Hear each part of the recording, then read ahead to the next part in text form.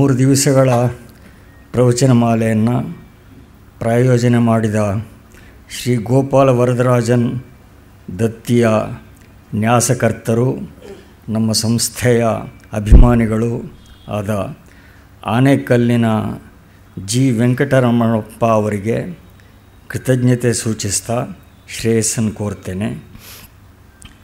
ಪೂಜ್ಯ ಸ್ವಾಮಿ ವೀರೇಶಾನಂದ ಸರಸ್ವತಿಯವರು ಸ್ವಾಮಿ ವಿವೇಕಾನಂದರ ಸಾಧನೆಯ ಅನನ್ಯತೆಯನ್ನು ಕುರಿತು ಅವಿಸ್ಮರಣೀಯವಾಗಿ ಪ್ರಬೋಧನ ಮಾಡಿದ್ದಾರೆ. ಸದ್ವಿಚಾರಗಳನ್ನು ಕೇಳೋದು ಯಾವಾಗಲೂ ಆನಂದದ ಅನುಭವವೇ. ಅದರಲ್ಲಿಯೂ ಆ ವಿಚಾರಗಳು ಅನುಷ್ಠಾನಪರರ ವಾಣಿಯಿಂದ ಹೊಮ್ಮಿದಾಗ ಇನ್ನಷ್ಟು ಪ್ರೇರಕವಾಗತ್ತೆ. ಪೂಜ್ಯ ಸ್ವಾಮಿಗಳು ತಮ್ಮ ಜೀವನವನ್ನೇ ವಿವೇಕಾನಂದರ ಸಂದೇಶದ ಅನುಷ್ಠಾನಕ್ಕೆ, ಪ್ರಸಾರಕ್ಕೆ ಮುಡುಪಾಗಿ ಇಟ್ಟಿದ್ದಾರೆ. ಹೀಗಾಗಿ ಇವರ ಸ್ವಾನುಭವಾಧಾರಿತ ವ್ಯಾಖ್ಯಾನದಿಂದ ವಿವೇಕಾನಂದರು ನಮಗೆ ಇನ್ನಷ್ಟು ನಿಕಟವರ್ತಿಗಳಾಗಿದ್ದಾರೆ. ಸ್ವಾಮಿ ವೀರೇಶಾನಂದರ ನಿರಂತರ ಆಧ್ಯಾತ್ಮಿಕ, ಸಾಂಸ್ಕೃತಿಕ ಜಾಗರಣೋತ್ಸಾಹಕ್ಕಾಗಿ ನಮ್ಮ ಇಡೀ ಸಮಾಜ ಅವರಿಗೆ ಋಣಿಯಾಗಿರಬೇಕಾಗಿದೆ. ಕೇವಲ ಜ್ಞಾನಪ್ರಸಾರ ಮಾತ್ರವಲ್ಲ, ಬಡ ಮಕ್ಕಳ ವಿದ್ಯಾಭ್ಯಾಸಕ್ಕೆ ಪೋಷಣೆ, ಸೇವಾ ಬಸ್ತಿಗಳಲ್ಲಿ ತಾಯಂದಿರಿಗೋಸ್ಕರ ಕಾರ್ಯಕ್ರಮಗಳು, ಆರೋಗ್ಯ ತಪಾಸಣಾ ಶಿಬಿರಗಳು, ಉಚಿತ ಔಷಧ ವಿತರಣೆ, 10 ಶಿಕ್ಷಣ ಸಂಸ್ಥೆಗಳಲ್ಲಿ ವಿವೇಕಾನಂದ ಶಕ್ತಿ ಕೇಂದ್ರಗಳ ಸ್ಥಾಪನೆ, ಶಿಕ್ಷಕರ ಹಾಗೂ ವಿದ್ಯಾರ್ಥಿಗಳ ಮತ್ತು ತರುಣರ ವ್ಯಕ್ತಿತ್ವ ವಿಕಾಸಕ್ಕೋಸ್ಕರ ಸತತ ಕಾರ್ಯಕ್ರಮಗಳು, ಹೀಗೆ ಬಗೆ ಬಗೆಯ ಚಟುವಟಿಕೆಗಳ ಮೂಲಕ ತುಮಕೂರು ರಾಮಕೃಷ್ಣ ವಿವೇಕಾನಂದ ಆಶ್ರಮವನ್ನು ಒಂದು ಪ್ರಮುಖ ಧಾರ್ಮಿಕ ಸಾಮಾಜಿಕ ಕೇಂದ್ರವಾಗಿ ಸ್ವಾಮಿಗಳು ಬೆಳೆಸ್ತಾ ಬಂದಿದ್ದಾರೆ. ಧರ್ಮ ಪ್ರಸಾರಕ್ಕೋಸ್ಕರ ವಿದೇಶಗಳಲ್ಲಿ ಹಾಗೂ ಒಳನಾಡಿನಲ್ಲಿ ಸತತವಾಗಿ ಪ್ರವಾಸ ಮಾಡ್ತಾರೆ. ಸಮಾಜದೊಡನೆ ಹೀಗೆ ಸಂಪೂರ್ಣ ತಾದಾತ್ಮ್ಯ ಹೊಂದಿದ ಅರ್ಪಿತ ಜೀವಿಗಳು ಇರುವವರೆಗೆ ನಮ್ಮ ಸನಾತನ ಸಂಸ್ಕೃತಿಯ ಊರ್ಜಿತತೆ ನಿಶ್ಚಿತ. ಜಡತೆಯಿಂದಲೂ ರಾಜಕೀಯ ದಾಸ್ಯದಿಂದಲೂ ನಮ್ಮಲ್ಲಿ ಮನೆ ಮಾಡಿದ್ದ ವಿಕೃತಿಗಳ ಮತ್ತು ದೌರ್ಬಲ್ಯಗಳ ನಿರಸನ, ಅಭ್ಯುದಯಕ್ಕೆ ಬೇಕಾದ ಹೊಸ ಚೇತರಿಕೆಯ ನಿರ್ಮಾಣ, ಧಾರ್ಮಿಕತೆ ಆಧ್ಯಾತ್ಮಿಕತೆಗಳ ಹೊಸ ರೀತಿಯ ನಿರ್ವಚನ, ವೇದಾಂತದ ಕಾರ್ಯಾನ್ವಯ ವಿಧಾನ, ಈ ದಿಕ್ಕುಗಳಲ್ಲಿ ಸ್ವಾಮಿ ವಿವೇಕಾನಂದರು ಆರಂಭಿಸಿದ ಅಭಿಯಾನ ಇನ್ನೂ ಪೂರ್ಣಗೊಳ್ಳಬೇಕಾಗಿದೆ. ಇದಕ್ಕೆ ಬೇಕಾದ ಚಿಂತನೆಯನ್ನಂತೂ ಸ್ವಾಮಿ ವಿವೇಕಾನಂದರು ಬಿಟ್ಟು ಹೋಗಿದ್ದಾರೆ. ಅವರ ಕೆಲಸನ ಅವರು ಮಾಡಿದ್ದಾರೆ, ನಮ್ಮ ಕೆಲಸ ನಾವು ಮಾಡಬೇಕಾಗಿದೆ. ನಮ್ಮ ಚೇತನಗಳನ್ನು ದೃಢಗೊಳಿಸುವ ಕೆಲಸವನ್ನು ಸ್ವಾಮಿ ವೀರೇಶಾನಂದ ಸರಸ್ವತಿಗಳಂಥ ಸಾಧು ಸಂತರು ಹಗಲು ರಾತ್ರಿ ಮಾಡ್ತಾ ಇದ್ದಾರೆ. ಅದಕ್ಕೆ ನಾವೆಲ್ಲ ಸಮರ್ಥವಾಗಿ ಸ್ಪಂದಿಸೋಣ ಅಂತ ಹೇಳ್ತಾ, ಪೂಜ್ಯ ಸ್ವಾಮೀಜಿಯವರಿಗೆ ತಮ್ಮೆಲ್ಲರ ಪರವಾಗಿ, ಗೋಖಲೆ ಸಂಸ್ಥೆಯ ಪರವಾಗಿ ಹಾಗೂ ಪ್ರಾಯೋಜಕರ ಪರವಾಗಿ ಪ್ರಣಾಮಗಳನ್ನು ಸಲ್ಲಿಸ್ತಾ ಇದ್ದೇನೆ. ಪವಿತ್ರಂ ಚರಿತಂ ಯಸ್ಯಾಹ ಪವಿತ್ರಂ ಜೀವನಂ ತಥಾ ಪವಿತ್ರತಾ ಸ್ವರೂಪಿಣ್ಯೈ ತಸ್ಯೈ ಕುರ್ಮೋ ನಮೋ ನಮಃ. ಜಗದ್ರಕ್ಷಕನಾದ ಭಗವಂತನನ್ನು ಶ್ರದ್ಧೆಯಿಂದ ಸ್ಮರಿಸಿ, ಪ್ರೀತಿಯ ಬಂಧುಗಳೇ, ಕಳೆದ 2 ದಿವಸಗಳಿಂದ ಪ್ರಾಚೀನ ಭಾರತ ಹಾಗೂ ಸ್ವಾಮಿ ವಿವೇಕಾನಂದರು ಹಾಗೂ ಸಮಕಾಲೀನ ಭಾರತವನ್ನು ಕುರಿತಾಗಿ ಹಲವಾರು ವಿಚಾರಗಳನ್ನು ಗಮನಿಸಿದ್ದೇವೆ. ಇವತ್ತು 3ನೆಯ ಉಪನ್ಯಾಸ, ಸ್ವಾಮಿ ವಿವೇಕಾನಂದರ ಚಿಂತನೆಗಳು ಭಾರತದ ಪುನರುತ್ಥಾನಕ್ಕೆ ಎಷ್ಟರ ಮಟ್ಟಿಗೆ ಅವಶ್ಯಕವಾಗಿದೆ ಅನ್ನೋದನ್ನು ಕುರಿತಾಗಿ. ಇವತ್ತಿನ ಉಪನ್ಯಾಸವೂ ಸಹ ಸಮಕಾಲೀನ ಭಾರತ ಮತ್ತು ವಿವೇಕಾನಂದರ ಧಾಟಿಯನ್ನೇ ಮುಂದುವರಿಸಿಕೊಂಡು ಹೋಗುತ್ತೆ. ಆನಂತರ ಅವರು ನಮಗೆ ಅನುಗ್ರಹಿಸಿದಂತಹ ಹಲವಾರು ಸಲಹೆಗಳನ್ನು, ಮಾರ್ಗದರ್ಶನದ ಮಾತುಗಳನ್ನು, ಉನ್ನತವಾದ ಚಿಂತನೆಗಳನ್ನು ನಾವೆಲ್ಲರೂ ಗಮನಿಸುವಂತಹ ಒಂದು ಅವಕಾಶ ಇವತ್ತಿನ ಉಪನ್ಯಾಸದಲ್ಲಿ ನಾವು ಪಡ್ಕೊಳ್ಬಹುದಾಗಿದೆ. ಸ್ವಾಮಿ ವಿವೇಕಾನಂದರು ತಮ್ಮ ಪರಿವ್ರಜನದ ಜೀವನದಲ್ಲಿ ನಮ್ಮ ಮೈಸೂರು ರಾಜ್ಯಕ್ಕೆ ಬಂದ ವಿಚಾರ ನಿನ್ನೆ ನಾನು ಪ್ರಸ್ತಾಪಿಸಿದ್ದೆ. ವಿವೇಕಾನಂದರು ಆಂಧ್ರ ಪ್ರದೇಶದ ಹೈದರಾಬಾದ್ ಪ್ರಾಂತ್ಯದಲ್ಲೂ ಕೂಡ ಸಂಚರಿಸಿದ್ರು.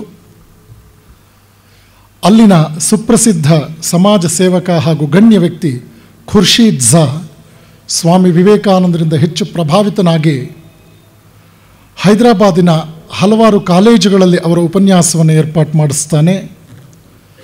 ಸ್ವಾಮಿ ವಿವೇಕಾನಂದರು ಅಮೆರಿಕಕ್ಕೆ ಹೋಗೋದಾದರೆ ಅವರ ಖರ್ಚು ವೆಚ್ಚಗಳಲ್ಲಿ ತಾನೂ ಸಹ ಸಹಾಯ ಹಸ್ತ ನೀಡುವುದಾಗಿ ವಾಗ್ದಾನ ನೀಡ್ತಾನೆ. ಸ್ವಾಮಿ ವಿವೇಕಾನಂದರಿಗೆ ಬಹಳ ಸಂತೋಷ ಆಗುತ್ತೆ. ನಂತರದ ದಿನಗಳಲ್ಲಿ ನಾವು ಗಮನಿಸೋದು, ಸ್ವಾಮಿ ವಿವೇಕಾನಂದರು ಕನ್ಯಾಕುಮಾರಿಯಲ್ಲಿ ಜಗನ್ಮಾತೆ ಕನ್ಯಾಕುಮಾರಿಯ ಮಡಿಲಿನಲ್ಲಿ ಒಂದು ವಿಶೇಷವಾದ ಸಂದೇಶವನ್ನು ಪಡ್ಕೊಂಡಂಥದ್ದು.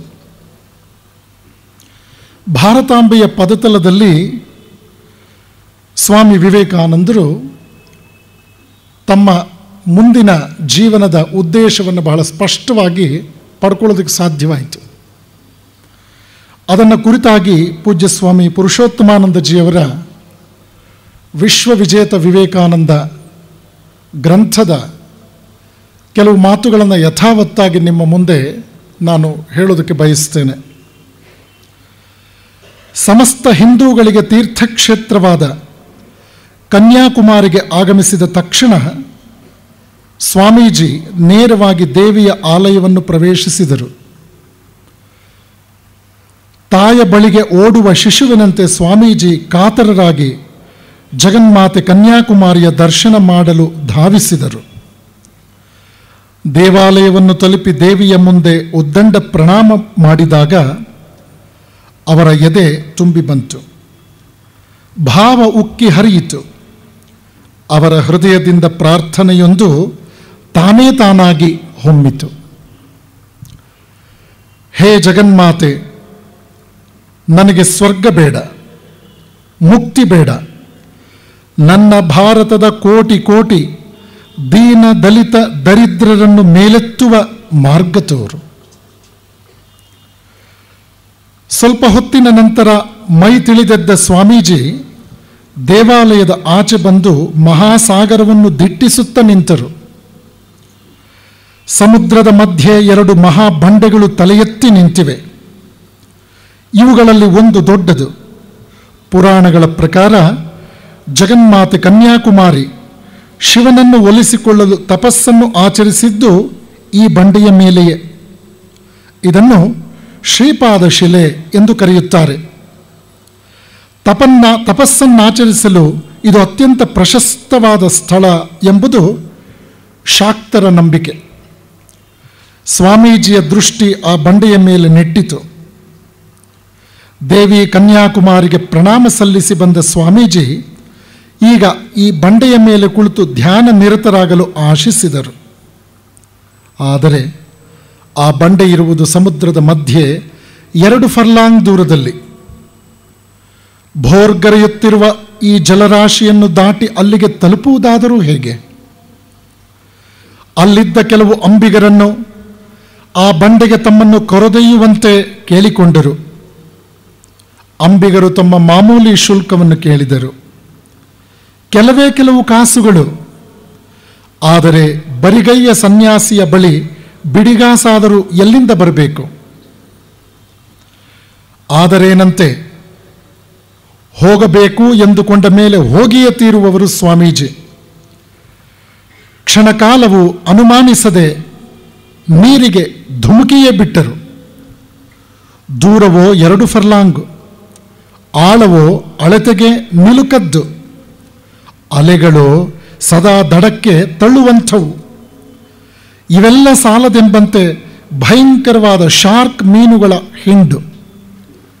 ಇದಾವುದನ್ನು ಲೆಕ್ಕಿಸದೆ ತೆರೆಗಳನ್ನು ಸೀಳಿಕೊಂಡು ಈಜುತ್ತಾ ಮುನ್ನಡೆದರು ಸ್ವಾಮೀಜಿ. ಸಮುದ್ರ ಸ್ನಾನಕ್ಕೆಂದು ಬಂದ ಕೆಲವರು ಈ ಅಪರಿಚಿತ ಸನ್ಯಾಸಿಯ ಎದೆಗಾರಿಕೆಯನ್ನು ಕಂಡು ದಂಗು ಬಡಿದು ನಿಂತಿದ್ದಂತೆಯೇ ಸ್ವಾಮೀಜಿ ಬಂಡೆಯನ್ನೇರಿ ಅದೃಶ್ಯರಾದರು.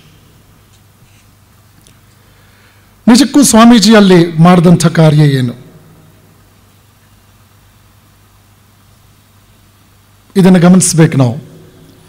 ಅಲ್ಲಿ ಹೋಗಿ ಅವರು ಯಾರನ್ನು ಕುರಿತು ತಪಸ್ಸಾಚರಿಸಿದ್ರು, ಯಾರನ್ನು ಕುರಿತು ಧ್ಯಾನ ಮಾಡಿದ್ರು, ಅವರ ತಪಸ್ಸಿನ ವಸ್ತು ಏನಾಗಿತ್ತು? ಇದೊಂದು ಅದ್ಭುತವಾದ ವಿಚಾರ. ಆವತ್ತು ಭಾರತಕ್ಕೆ ತನ್ಮೂಲಕ ವಿಶ್ವಕ್ಕೆ ಅತ್ಯವಶ್ಯಕವಾಗಿದ್ದ ವಿಷಯವನ್ನೇ ಕುರಿತು ಸ್ವಾಮಿ ವಿವೇಕಾನಂದರು ಧ್ಯಾನ ಮಾಡಿದ್ರು. ಭಾರತದ ಹೀನ ಸ್ಥಿತಿಯನ್ನು ಕಂಡು ಮಮ್ಮಲ ಮರಗಿದ್ರು. ಪರಿವ್ರಜನದ ಜೀವನ ಅವರಿಗೆ ಸಮಗ್ರ ರಾಷ್ಟ್ರದ ಚಿತ್ರಣವನ್ನು ಸ್ಪಷ್ಟವಾಗಿಸಿತ್ತು. ಈ ದೇಶದಲ್ಲಿ ಎಲ್ಲ ಹಂತದ ಜನತೆಗೂ ಕೂಡ ಅವರವರ ಅವಶ್ಯಕತೆಯ ಚಿಕಿತ್ಸೆಯನ್ನು ಮನಗಂಡು ಈ ದಿಕ್ಕಿನಲ್ಲಿ ತಾವು ಹೇಗೆ ಕಾರ್ಯಶೀಲರಾಗಬಹುದು ಅನ್ನೋದನ್ನು ಸ್ವಾಮೀಜಿ ಆಲೋಚಿಸಿದರು. ಕನ್ಯಾಕುಮಾರಿಯಲ್ಲಿ ಜಗನ್ಮಾತೆಯ ದೇವಾಲಯದಲ್ಲೂ ಭಾರತದ ತುತ್ತ ತುದಿಯ ಬಂಡೆಯ ಮೇಲೂ ಕುಳಿತು ಧ್ಯಾನಮಗ್ನನಾದಾಗ ನನಗೊಂದು ಆಲೋಚನೆ ಹೊಳೆಯಿತು. ನಾವು ಇಷ್ಟೊಂದು ಜನ ಸನ್ಯಾಸಿಗಳು ನಾಡಿನ ತುಂಬೆಲ್ಲ ತಿರುಗುತ್ತಾ ಜನರಿಗೆ ತತ್ವ ಬೋಧನೆ ಮಾಡುತ್ತಾ ತಿರುಗಾಡಿಕೊಂಡಿದ್ದೇವೆ. ಆದರೆ ಇದೆಲ್ಲ ಎಂತಹ ಹುಚ್ಚುತನ! ನಮ್ಮ ಗುರುದೇವರು ಹೇಳಲಿಲ್ಲವೇ, ಹಸಿದ ಹೊಟ್ಟೆ ಧರ್ಮ ಬೋಧನೆಗೆ ಯೋಗ್ಯವಲ್ಲ ಎಂದು? ಅಜ್ಞಾನ ದಾರಿದ್ರ್ಯಗಳಿಂದಾಗಿ ಬಡ ಜನರು ಮೃಗಗಳಂತೆ ಜೀವಿಸುತ್ತಿದ್ದಾರೆ. ನಾವು ಯುಗ ಯುಗಗಳಿಂದಲೂ ಅವರ ರಕ್ತವನ್ನು ಹೀರುತ್ತಾ ಅವರನ್ನು ಕಾಲಡಿಯಲ್ಲಿ ಹೊಸಕಿ ಹಾಕುತ್ತಿದ್ದೇವೆ. ಇತರರ ಒಳಿತಿಗಾಗಿಯೇ ಪಣತೊಟ್ಟು ನಿಂತ ಕೆಲವು ನಿಸ್ವಾರ್ಥ ಸನ್ಯಾಸಿಗಳು ಹಳ್ಳಿ ಹಳ್ಳಿಗೂ ಹೋಗಿ ಈ ಜನರಿಗೆ ವಿದ್ಯಾಭ್ಯಾಸವನ್ನು ಕೊಡುತ್ತಾ ಚಂಡಾಲರಿಂದ ಮೊದಲುಗೊಂಡು ಪ್ರತಿಯೊಬ್ಬರ ಒಳಿತಿನ ಮಾರ್ಗವನ್ನು ಹುಡುಕಬೇಕು. ಭೂಪಟ, ಕ್ಯಾಮರಾ, ಭೂಗೋಳಗಳ ಮೂಲಕ ಎಲ್ಲರಿಗೂ ಬೋಧಿಸಬೇಕು. ಇದು ಕಾಲಕ್ರಮದಲ್ಲಿ ಒಳಿತನ್ನು ತರಲಾರದೇನೋ? ಹೀಗೆಂದು ನಾನು ಯೋಚಿಸಿದೆ. ನನ್ನ ಎಲ್ಲ ಯೋಜನೆಗಳನ್ನು ಈ ಚಿಕ್ಕ ಪತ್ರದಲ್ಲಿ ಬರೆಯಲು ಸಾಧ್ಯವಿಲ್ಲ. ಅವರು ತಮ್ಮ ಸೋದರರಿಗೆ ಬರೆದ ಪತ್ರದಲ್ಲಿ ಈ ಒಕ್ಕಣೆ ಇತ್ತು. ಒಟ್ಟಿನಲ್ಲಿ ಸಾರಾಂಶವೇನೆಂದರೆ, ಬೆಟ್ಟ ಮಹಮದನ ಬಳಿಗೆ ಬರೆದಿದ್ದರೆ ಮಹಮದನೇ ಬೆಟ್ಟದ ಬಳಿಗೆ ಹೋಗಬೇಕು. ನಮ್ಮ ದೇಶದ ಬಡವರೆಲ್ಲ ಪಾಠಶಾಲೆಗಳಿಗೂ ಹೋಗಲಾರದಷ್ಟು ಬಡವರು. ಅಲ್ಲದೆ ಕಾವ್ಯ ಸಾಹಿತ್ಯಗಳನ್ನು ಓದುವುದರಿಂದ ಅವರಿಗೇನೂ ಪ್ರಯೋಜನವಿಲ್ಲ. ಅವರಿಗೆ ಅತ್ಯವಶ್ಯಕವಾದ ಮೂಲಭೂತ ವಿದ್ಯಾಭ್ಯಾಸವನ್ನು ಕೊಡಬೇಕು. ನಾವು ನಮ್ಮ ತನವನ್ನೇ ಕಳೆದುಕೊಂಡು ಬಿಟ್ಟಿದ್ದೇವೆ. ಭಾರತದ ಎಲ್ಲ ದುರವಸ್ಥೆಗೂ ಅದೇ ಕಾರಣ. ನಾವು ನಮ್ಮ ರಾಷ್ಟ್ರಕ್ಕೆ ಅದು ಕಳೆದುಕೊಂಡ ತನ್ನ ತನವನ್ನು ಮರಳಿ ಕೊಡಬೇಕು ಮತ್ತು ಜನಸಾಮಾನ್ಯರನ್ನು ಮೇಲೆತ್ತಬೇಕು. ಹಿಂದೂಗಳು, ಮುಸಲ್ಮಾನರು ಮತ್ತು ಕ್ರೈಸ್ತರು ಎಲ್ಲರೂ ಜನಸಾಮಾನ್ಯರನ್ನು ಕಾಲಡಿಯಲ್ಲಿ ಹಾಕಿ ಮೆಟ್ಟಿದ್ದಾರೆ. ಈಗ ಅವರನ್ನು ಮೇಲೆತ್ತಬಲ್ಲ ಕಾರ್ಯ ನಮ್ಮಿಂದಲೇ, ಅಂದರೆ ಸಂಪ್ರದಾಯಸ್ಥ ಹಿಂದೂಗಳಿಂದಲೇ ಆಗಬೇಕಾಗಿದೆ. ಎಲ್ಲ ರಾಷ್ಟ್ರಗಳಲ್ಲೂ ದೋಷವಿರುವುದು ಧರ್ಮದಲ್ಲಲ್ಲ, ಜನರಲ್ಲಿ. ಆದ್ದರಿಂದ ದೂರ ಬೇಕಾದ್ದು ಧರ್ಮವನ್ನಲ್ಲ, ಜನರನ್ನು. ಈ ಪತ್ರದ ಮೂಲಕ ಸ್ವಾಮಿ ವಿವೇಕಾನಂದರು ತಮ್ಮ ಎಲ್ಲ ಭಾವನೆಗಳನ್ನು ಹೊರಗಿಡುವಿದ್ದಾರೆ. ಕನ್ಯಾಕುಮಾರಿಯಲ್ಲಿ ನಿಜಕ್ಕೂ ಅವರ ಬದುಕಿಗೆ ಒಂದು ವಿಶೇಷವಾದ ಅರ್ಥ ದೊರೆಯುವಂತಹ ಸನ್ನಿವೇಶ ಮೂಡಿಬಂತು. ಆ ನಂತರ ಅವರು ಪಾಶ್ಚಿಮಾತ್ಯ ದೇಶಗಳ ಕಡೆಗೆ ತಮ್ಮ ಪ್ರಯಾಣವನ್ನು ಯೋಜಿಸಿದರು. 1893ರ ಪ್ರಾರಂಭದಲ್ಲಿ ಅಮೆರಿಕದ ಕಡೆಗೆ ಅವರು ಪ್ರಯಾಣ ಪ್ರಾರಂಭಿಸಿದರು. ಅಮೆರಿಕದಲ್ಲಿ ಯೋಜಿತವಾಗಿದ್ದ ವಿಶ್ವಧರ್ಮ ಸಮ್ಮೇಳನದಲ್ಲಿ ನಮ್ಮ ಸ್ವಾಮೀಜಿ ಹೋಗಿ ಮಾತನಾಡ್ತಾರೆ ಅಂತ ಹೇಳಿದ್ರೆ ತಕ್ಷಣ ಅವರಿಗೆ ಅನುಮತಿ ಸಿಕ್ಕಿಬಿಡುತ್ತೆ. ಅವ್ರಿಗೆ ಯಾವ ಅಡೆತಡೆಯೂ ಇಲ್ಲ, ಅವರ ಬೌದ್ಧಿಕ ಸಾಮರ್ಥ್ಯಕ್ಕೆ ಸರಿಸಾಟಿಯೇ ಇಲ್ಲ ಅನ್ನುವಂತಹ ಭಾವನೆಯಲ್ಲಿ ಅವರ ಶಿಷ್ಯರೆಲ್ಲರೂ ಕೂಡ ಸ್ವಾಮೀಜಿಯವರ ಈ ಪ್ರಯಾಣಕ್ಕೆ ಶುಭ ಕೋರಿದರು. ಸ್ವಾಮಿ ವಿವೇಕಾನಂದರು ಅಮೆರಿಕೆಗೆ ಹೋಗಿ ಇಳಿದ ನಂತರ ಉಂಟಾದ ಚಿತ್ರಣವೇ ಬೇರೆ. ವಿಶ್ವಧರ್ಮ ಸಮ್ಮೇಳನದಲ್ಲಿ ತಾನು ಭಾರತವನ್ನು ಪ್ರತಿನಿಧಿಸಿ ಹಿಂದೂ ಧರ್ಮವನ್ನು ಕುರಿತಾಗಿ ಮಾತನಾಡುವವನಿದ್ದೇನೆ ಅಂತ ಹೇಳಿದಾಗ ನಿಮ್ಮ ಪರಿಚಯ ಪತ್ರ ಎಲ್ಲಿ ಅನ್ನೋ ಪ್ರಶ್ನೆ ಎದುರಾಯಿತು. ಸ್ವಾಮಿ ವಿವೇಕಾನಂದರ ಬಳಿ ಯಾವ ಪರಿಚಯ ಪತ್ರವೂ ಇರಲಿಲ್ಲ. ಹಾಗಾದರೆ ನಿಮಗೆ ಮಾತನಾಡೋದಕ್ಕೆ ಅವಕಾಶ ಸಾಧ್ಯವೇ ಇಲ್ಲ ಅಂತ ನಯವಾಗಿ ಆ ವ್ಯವಸ್ಥಾಪಕ ಸಮಿತಿಯವರು ನಿರಾಕರಿಸಿಬಿಟ್ರು. ಸ್ವಾಮಿ ವಿವೇಕಾನಂದರು ಅಮೆರಿಕದ ಭಯಂಕರವಾದ ಚಳಿಯನ್ನು ತಡೆಯೋದು ಬಹಳ ಕಷ್ಟವಾಯಿತು. ಭಾರತೀಯ ಶಿಷ್ಯರು ಅವರಿಗೆ ಹಲವು ರೇಷ್ಮೆ ಬಟ್ಟೆಗಳ ಪೋಷಾಕುಗಳನ್ನು ಕೊಟ್ಟು ಕಳಿಸ್ಬಿಟ್ಟಿದ್ರು. ಭಯಂಕರವಾದ ಚಳಿಯಲ್ಲಿ ಪರಿಚಯವಿಲ್ಲದ ನಾಡಿನಲ್ಲಿ ಸ್ವಾಮೀಜಿ ತುಂಬ ಅಸಹಾಯಕರಾದರು. ನಾನಂತೂ ಒಬ್ಬ ಸನ್ಯಾಸಿ, ನನಗೆ ಈ ಲೌಕಿಕ ಅನುಭವ ಅಂತಕ್ಕಂಥದ್ದು ಕಡಿಮೆ, ನನ್ನ ಶಿಷ್ಯರು ಈ ದಿಕ್ಕಿನಲ್ಲಿ ಯೋಚನೆ ಮಾಡಲಿಲ್ವಲ್ಲ ಅಂತ ತುಂಬ ನೊಂದ್ಕೊಂಡ್ರು. ಆದರೆ ಅವರು ಧೃತಿಗೆಡಲಿಲ್ಲ. ತಮ್ಮ ಸಹಾಯಕ್ಕೆ ತಮ್ಮ ಗುರುದೇವ ಖಂಡಿತವಾಗಿಯೂ ಜೊತೆಯಲ್ಲಿದ್ದಾನೆ ಅನ್ನೋ ದೃಢ ನಂಬಿಕೆಯೊಂದಿಗೆ ತಮ್ಮ ಉದ್ದೇಶಿತ ಕಾರ್ಯವನ್ನು ಯಶಸ್ವಿಯಾಗಿಸುವ ವಿಷಯದಲ್ಲಿ ಬಹಳಷ್ಟು ಶ್ರಮಿಸಿದರು. ಅದೇ ಸಂದರ್ಭದಲ್ಲಿ ಪ್ರೊಫೆಸರ್ ಜಾನ್ ಹೆನ್ರಿ ರೈಟ್ ಅಂತಕ್ಕಂಥ ಹಾರ್ವರ್ಡ್ ವಿಶ್ವವಿದ್ಯಾಲಯದ ಗ್ರೀಕ್ ಪ್ರಾಧ್ಯಾಪಕ ಸ್ವಾಮಿ ವಿವೇಕಾನಂದರ ಸಂಪರ್ಕಕ್ಕೆ ಬರ್ತಾನೆ. ಆ ವಿಚಾರಗಳನ್ನು ನಾನು ಸಂಕ್ಷಿಪ್ತವಾಗಿ ಹೇಳ್ತಾ ಇದ್ದೇನೆ. ಕೆಲವೇ ಕ್ಷಣಗಳು ಸ್ವಾಮೀಜಿಯವರೊಂದಿಗೆ ಆತ ಸಂವಾದ ನಡೆಸಿ ಒಂದು ಉದ್ಗಾರವನ್ನು ತೆಗಿತಾನೆ. ಕಳೆದ 300-400 ವರ್ಷಗಳಿಂದ ನಿಮ್ಮಂತಹ ಮೇಧಾವಿ ವ್ಯಕ್ತಿ ಅಮೆರಿಕದ ಮಣ್ಣಿನ ಮೇಲೆ ಓಡಾಡಿರಲಿಲ್ಲ. ನೀವು ಇಡೀ ಅಮೆರಿಕಕ್ಕೆ ಪರಿಚಯವಾಗಬೇಕು. ಸದ್ಯದಲ್ಲೇ ನಮ್ಮ ರಾಷ್ಟ್ರದಲ್ಲಿ ವಿಶ್ವಧರ್ಮ ಸಮ್ಮೇಳನ ನಡೀತಾ ಇದೆ. ನೀವು ಅದರಲ್ಲಿ ಭಾಗಿಗಳಾಗಿ ನಿಮ್ಮ ಪ್ರವಚನವನ್ನು ಕೊಡಬೇಕು ಅಂತ ಆತ ತನ್ನ ಅಭಿಮಾನದ ಮಾತನ್ನು ವ್ಯಕ್ತಪಡಿಸಿದ.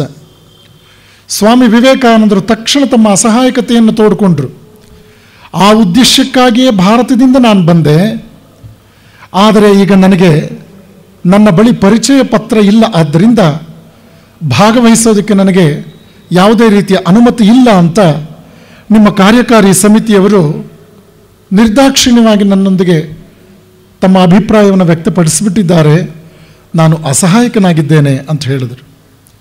ತಕ್ಷಣ ಪ್ರೊಫೆಸರ್ ರೈಟ್ ಹೇಳ್ತಾನೆ, Swamiji, asking you for a credential is something like asking the sun to show his right to shine. ನಿಮ್ಮನ್ನು ಪರಿಚಯ ಪತ್ರ ಕೇಳೋದು ಒಂದೇ, ಆ ಸೂರ್ಯನನ್ನು ನೀನು ಜಗತ್ತನ್ನು ಬೆಳಗೋದಕ್ಕೆ ನೀನು ಯಾರೇ ಅನುಮತಿ ಕೊಟ್ಟಿದ್ದು ಅಂತ ಕೇಳೋದು ಒಂದೇ. ನಾನೇ ಕೊಡ್ತೇನೆ, ನಿಮಗೆ ಪರಿಚಯ ಪತ್ರ ಬೇಕು ತಾನೆ, ನಾನೇ ಕೊಡ್ತೇನೆ ಅಂಥೇಳಿ ಆತ ಅತ್ಯಂತ ಹೃತ್ಪೂರ್ವಕವಾದ ತನ್ನ ಭಾವನೆಯನ್ನು ಒಂದು ವಾಕ್ಯದಲ್ಲಿ ಮಂಡಿಸ್ತಾನೆ, ಪತ್ರದಲ್ಲಿ ಅದನ್ನ ದಾಖಲಿಸ್ತಾನೆ. Here is a monk from India who is more learned than all our American professors put together. ಅಮೆರಿಕದ ಎಲ್ಲ ಪ್ರಾಧ್ಯಾಪಕರನ್ನು ಒಂದು ಕಡೆ ಕಲೆ ಹಾಕಿದ್ರು ಕೂಡ ಅವರೆಲ್ಲರೂ ಸೇರಿದ್ರು ಭಾರತದಿಂದ ಬಂದ ಈ ಮೇಧಾವಿ ಸನ್ಯಾಸಿಗೆ ಸರಿಸಾಟಿ ಆಗಲಾರರು ಅಂಥೇಳಿ ಈತ ಸ್ವಾಮಿ ವಿವೇಕಾನಂದರಿಗೆ ತನ್ನ ಶಿಫಾರಸು ಪತ್ರವನ್ನು ಕೊಡ್ತಾನೆ. ಈ ರೀತಿ ಸ್ವಾಮಿ ವಿವೇಕಾನಂದರು ಅಮೆರಿಕದ ಆ ಭವ್ಯ ವೇದಿಕೆಯಲ್ಲಿ, ಐತಿಹಾಸಿಕವಾದ ಆ ವೇದಿಕೆಯಲ್ಲಿ ಭಾರತವನ್ನು ಕುರಿತಾಗಿ ಮಾತನಾಡ್ತಕ್ಕಂಥ ಒಂದು ವಿಶೇಷವಾದ ಅವಕಾಶ ಅವರ ಪಾಲಿನದ್ದಾಗುತ್ತೆ. ಬಹಳಷ್ಟು ಭಾರತೀಯರಲ್ಲಿ ಒಂದು ಕಲ್ಪನೆ ಇದೆ, ಸ್ವಾಮಿ ವಿವೇಕಾನಂದರು ಅಮೆರಿಕಕ್ಕೆ ಹೋದ ತಕ್ಷಣ ಬಹುಶಃ ನೇರವಾಗಿ ಚಿಕಾಗೋ ವೇದಿಕೆಗೆ ಹೋದರು. ಅಲ್ಲಿ ಹೋಗಿ ತಮ್ಮ ಭಾಷಣವನ್ನು ಮಾಡಿದ ತಕ್ಷಣ ಜನ ಎಲ್ಲ ಕರತಾಡನ ಮಾಡಿಬಿಟ್ರು. ವಿವೇಕಾನಂದರು ಏಕಾಏಕಿ ವಿಶ್ವವಿಖ್ಯಾತರಾಗ್ಬಿಟ್ರು. ನಮ್ಮ ದಾಸ್ಯದ ಶೃಂಖಲೆಯ ಒಂದು ಕೊಂಡಿ ಕಳಚೋಯಿತು. ಆ ನಂತರ ವಿವೇಕಾನಂದರು ಇಟ್ಟ ಹೆಜ್ಜೆಯೆಲ್ಲವೂ ಕೂಡ ಯಶಸ್ವಿ ಹೆಜ್ಜೆಗಳಾದವು. ಈ ರೀತಿಯಲ್ಲಿ ಆಲೋಚನೆ ಮಾಡಿದ್ರೆ ಸ್ವಾಮಿ ವಿವೇಕಾನಂದರನ್ನು ಪೂರ್ಣವಾಗಿ ನಾವು ಅರ್ಥೈಸ್ಕೊಳ್ಳೋದು ಬಹಳ ಕಷ್ಟ ಆಗುತ್ತೆ. ಹಾಗಾಗಿ ಸ್ವಾಮಿ ವಿವೇಕಾನಂದರು ಪಾಶ್ಚಾತ್ಯ ಜಗತ್ತಿನಲ್ಲಿ ಪಟ್ಟ ಕಷ್ಟ ಬಹಳ ದೊಡ್ಡ ಕಷ್ಟ. ಒಮ್ಮೆ ಅವರೇ ಹೇಳಿದ್ದುಂಟು, ನನಗೆ ಬಂದ ಕಷ್ಟಗಳು ಬೇರೆ ಯಾವುದಾದ್ರೂ ಹಿಂದುವಿಗೆ ಬಂದಿದ್ದರೆ ಅವನು ಆತ್ಮಹತ್ಯೆ ಮಾಡಿಕೊಳ್ತಾ ಇದ್ದ ಅಂತ ಹೇಳಿ. ಸ್ವಾಮಿ ವಿವೇಕಾನಂದರು ಪಟ್ಟ ನೂರಾರು ಕಷ್ಟಗಳ ವಿವರಣೆಗಳನ್ನು ಅವರ ಜೀವನ ಚರಿತ್ರೆಯನ್ನು ಅಧ್ಯಯನ ಮಾಡಿದಾಗ ನಾವು ಗಮನಿಸ್ತೇವೆ. ಒಟ್ಟಾರೆ ಅವರ ಪ್ರತಿಯೊಂದು ದಿನವೂ ಕೂಡ ಮುಳ್ಳಿನ ಹಾಸಿಗೆಯೇ ಆಗಿತ್ತು. ಅವರ ಖ್ಯಾತಿ ಪ್ರತಿದಿನವೂ ಕೂಡ ಹೆಚ್ಚುತ್ತಾ ಇದ್ದರೂ ಅದರ ಜೊತೆಗೆ ವಿರೋಧಿಗಳ ಕಾರ್ಯವೂ ಅಷ್ಟೇ ಬೃಹತ್ತಾಗಿ ಬೆಳೀತಾ ಬಂತು. ಸಂಪ್ರದಾಯಸ್ಥ ಹಿಂದೂಗಳು ತಮ್ಮದೇ ಆದ ರೀತಿಯಲ್ಲಿ ಟೀಕೆ ಮಾಡಿದ್ರು. ಸ್ವಾಮಿ ವಿವೇಕಾನಂದರು ಅಲ್ಲೆಲ್ಲ ಹೋಟೆಲ್ನಲ್ಲಿ ಊಟ ಮಾಡಿದ್ರಂತೆ ಅಂತ ಒಬ್ಬರು ಸಂಪ್ರದಾಯಸ್ಥರು ಇಲ್ಲಿಂದ ಒಂದು ದೊಡ್ಡ ಟೀಕೆ ಮಾಡಿದ್ರು. ಅದಕ್ಕೆ ವಿವೇಕಾನಂದರು ಒಂದು ಪತ್ರದ ಮೂಲಕ ವಿವರಿಸಿದ್ರು, ಅಯ್ಯೋ ಅವಿವೇಕಿ, ನಾನು ಹಡಗನ್ನು ಹತ್ತಿ ಅಮೇರಿಕ ಕಡೆಗೆ ಬಂದು ಇಡೀ ದೇಶಕ್ಕಾಗಿ ನಾನೇನು ಒಂದು ಚಿಂತನೆ ಕೊಡ್ತಾ ಇದ್ದೀನಿ ಅನ್ನೋದ್ರ ಬಗ್ಗೆ ಯೋಚನೆ ಮಾಡಲಿಲ್ವಲ್ಲೋ ನೀನಷ್ಟು ನನ್ನನ್ನು ಸಂಪ್ರದಾಯಸ್ಥನಾಗಿ ಉಳಿಬೇಕು ಅಂತ ಬಯಸಿದ್ದ ಪಕ್ಷದಲ್ಲಿ ಒಬ್ಬ ಅಡುಗೆಯವನನ್ನು ನನ್ನ ಜೊತೆ ಕಳಿಸಿದ್ದಿದ್ರೆ ಎಷ್ಟು ಚೆನ್ನಾಗಿರ್ತಿತ್ತು ಅಂತ ಹೇಳಿದ್ರು. ಭಾರತೀಯರು ಯಾವ ವಿಷಯಗಳಲ್ಲಿ ತಲೆ ಕೆಡಿಸ್ಕೊಳ್ಬೇಕೋ ಅದನ್ನು ಸಂಪೂರ್ಣವಾಗಿ ನಿರ್ಲಕ್ಷಿಸಿದ್ದು ಹಿಮಾಲಯದಷ್ಟು ಅರ್ಥವಾಯಿತು ವಿವೇಕಾನಂದರಿಗೆ. ಇದನ್ನೆಲ್ಲ ಗಮನಿಸಬೇಕು ನಾವು. ಹೀಗಾಗಿ ವಿವೇಕಾನಂದರು ಮುಳ್ಳಿನ ಹಾಸಿಗೆಯನ್ನು, ಮುಳ್ಳಿನ ಕಿರೀಟವನ್ನೇ ಅವರು ಹೊತ್ಕೋಬೇಕಾಯಿತು. 1000 ವರ್ಷದ ಗುಲಾಮಗಿರಿಯ ರಾಷ್ಟ್ರವೊಂದರ ಪ್ರತಿನಿಧಿ ಪಾಶ್ಚಾತ್ಯ ರಾಷ್ಟ್ರದ ಜನರ ತಪ್ಪು ಭಾವನೆಗಳಿಗೆ ವಜ್ರಾಘಾತವನ್ನು ಉಂಟು ಮಾಡಿದ್ದು ಅಷ್ಟು ಸುಲಭದ ವಿಷಯವಲ್ಲ. ಅಮೆರಿಕದ ವೇದಿಕೆಯಲ್ಲಿ ಸ್ವಾಮಿ ವಿವೇಕಾನಂದರು ಉಪಸ್ಥಿತರಿದ್ದಾರೆ. ಮೊದಲನೇ ಸುತ್ತಿನ ಸರದಿಯಲ್ಲಿ ಅವರು ಮಾತನಾಡುವ ಮನಸ್ಸೇ ಇಲ್ಲ ಅವರಿಗೆ. ಮುಂದುವರಿಯಲಿ ಅಂತ ಹೇಳಿದರು. ಎರಡನೇ ಸುತ್ತಿನ ಮಾತುಕತೆ ಬಂತು. ಬಹುತೇಕ ವಿವೇಕಾನಂದರು ಒಂದು ರೀತಿಯ ತಟಸ್ಥ ಭಾವನೆಯನ್ನು ತಾಳ್ಬಿಟ್ಟಿದ್ದಾರೆ. ಈ ಜನಗಳಿಗೆ ನಾನೇನು ಮಾತನಾಡಲಿ, ನಾನೇನು ಅಂತ ಹೇಳಲಿ, ಇನ್ನೂ ಪೂರ್ಣ ಪ್ರಮಾಣದ ಉತ್ಸಾಹ ಅವರಲ್ಲಿ ಅವರು ಜಾಗೃತಗೊಳಿಸ್ಕೊಂಡಿಲ್ಲ. ಆ ಸಂದರ್ಭದಲ್ಲಿ ಕಡೆಯ ಸುತ್ತು ಬಂತು. ಸ್ವಾಮಿ ವಿವೇಕಾನಂದರು ಇನ್ನೂ ಮಾನಸಿಕವಾಗಿ ಅಷ್ಟು ತಯಾರಾಗಿಲ್ಲ. ಒಬ್ಬೊಬ್ಬರಾಗಿ ಮಾತನಾಡ್ತಾ ಇದ್ದಾಗ ಈಗ ಭಾರತದಿಂದ ಬಂದ ಸ್ವಾಮಿ ವಿವೇಕಾನಂದರು ಸಭೆಯನ್ನುದ್ದೇಶಿಸಿ ಮಾತನಾಡ್ತಾರೆ ಅಂತ ಘೋಷಿಸಲಾಯಿತು. ಅಲ್ಲಿ ಪ್ರಕಟಿಸಿದಾಗ ಸ್ವಾಮಿ ವಿವೇಕಾನಂದರು ತಮಗರಿವಿಲ್ಲದಂತೆ ಥಟ್ಟನೆ ಎದ್ದು ನಿಂತು ಅವರು ಕೊಟ್ಟ ಒಂದು ಉಪನ್ಯಾಸ ಇತಿಹಾಸವನ್ನು ನಿರ್ಮಾಣ ಮಾಡಿತು. 3.5 ನಿಮಿಷದ 352 ಶಬ್ದಗಳ ಆ ಉಪನ್ಯಾಸ ಭಾರತಕ್ಕೆ ಪುನರ್ಜನ್ಮವನ್ನು ಕೊಡ್ತು. ಧರ್ಮದ ಬಗ್ಗೆ ಜಗತ್ತಿನ ಜನರಲ್ಲಿದ್ದ ತಪ್ಪು ಭಾವನೆಗಳನ್ನು ಹೋಗಲಾಡಿಸುವ ವಿಷಯದಲ್ಲಿ ಒಂದು ಮೇಲ್ಪಂಕ್ತಿಯನ್ನು ಹಾಕ್ತು. ಸ್ವಾಮಿ ವಿವೇಕಾನಂದರು ನಿಜವಾದ ಅರ್ಥದಲ್ಲಿ ಭಾರತದ ಸನಾತನ ಧರ್ಮದ ಸಹಸ್ರಾರು ವರ್ಷಗಳ ಇತಿಹಾಸವನ್ನು ಬಹಳ ಸ್ಪಷ್ಟವಾಗಿ ಪಾಶ್ಚಾತ್ಯ ಜಗತ್ತಿನ ಪ್ರಬುದ್ಧರ ಮುಂದೆ ತೆರೆದಿಟ್ಟರು. ಅವರ ಉಪನ್ಯಾಸದ ಮಾತುಗಳನ್ನು ಯಥಾವತ್ತಾಗಿ ನಿಮ್ಮ ಮುಂದೆ ಇಡೋದಕ್ಕೆ ಬಯಸ್ತೇನೆ. ಅಮೆರಿಕದ ಸೋದರ ಸೋದರಿಯರೇ, ನೀವು ನಮಗೆ ನೀಡಿದ ಉತ್ಸಾಹಯುತ ಆದರದ ಸ್ವಾಗತಕ್ಕೆ ಪ್ರತಿಕ್ರಿಯಿಸಲು ಹೊರಟಾಗ ಅನಿರ್ವಚನೀಯ ಆನಂದವೊಂದು ನನ್ನ ಹೃದಯವನ್ನು ತುಂಬುತ್ತದೆ. ಪ್ರಪಂಚದ ಅತ್ಯಂತ ಪ್ರಾಚೀನವಾದ ಸನ್ಯಾಸಿಗಳ ಸಂಘದ ಪರವಾಗಿ ನಾನು ನಿಮಗೆ ಕೃತಜ್ಞತೆಗಳನ್ನು ಸಲ್ಲಿಸುತ್ತೇನೆ.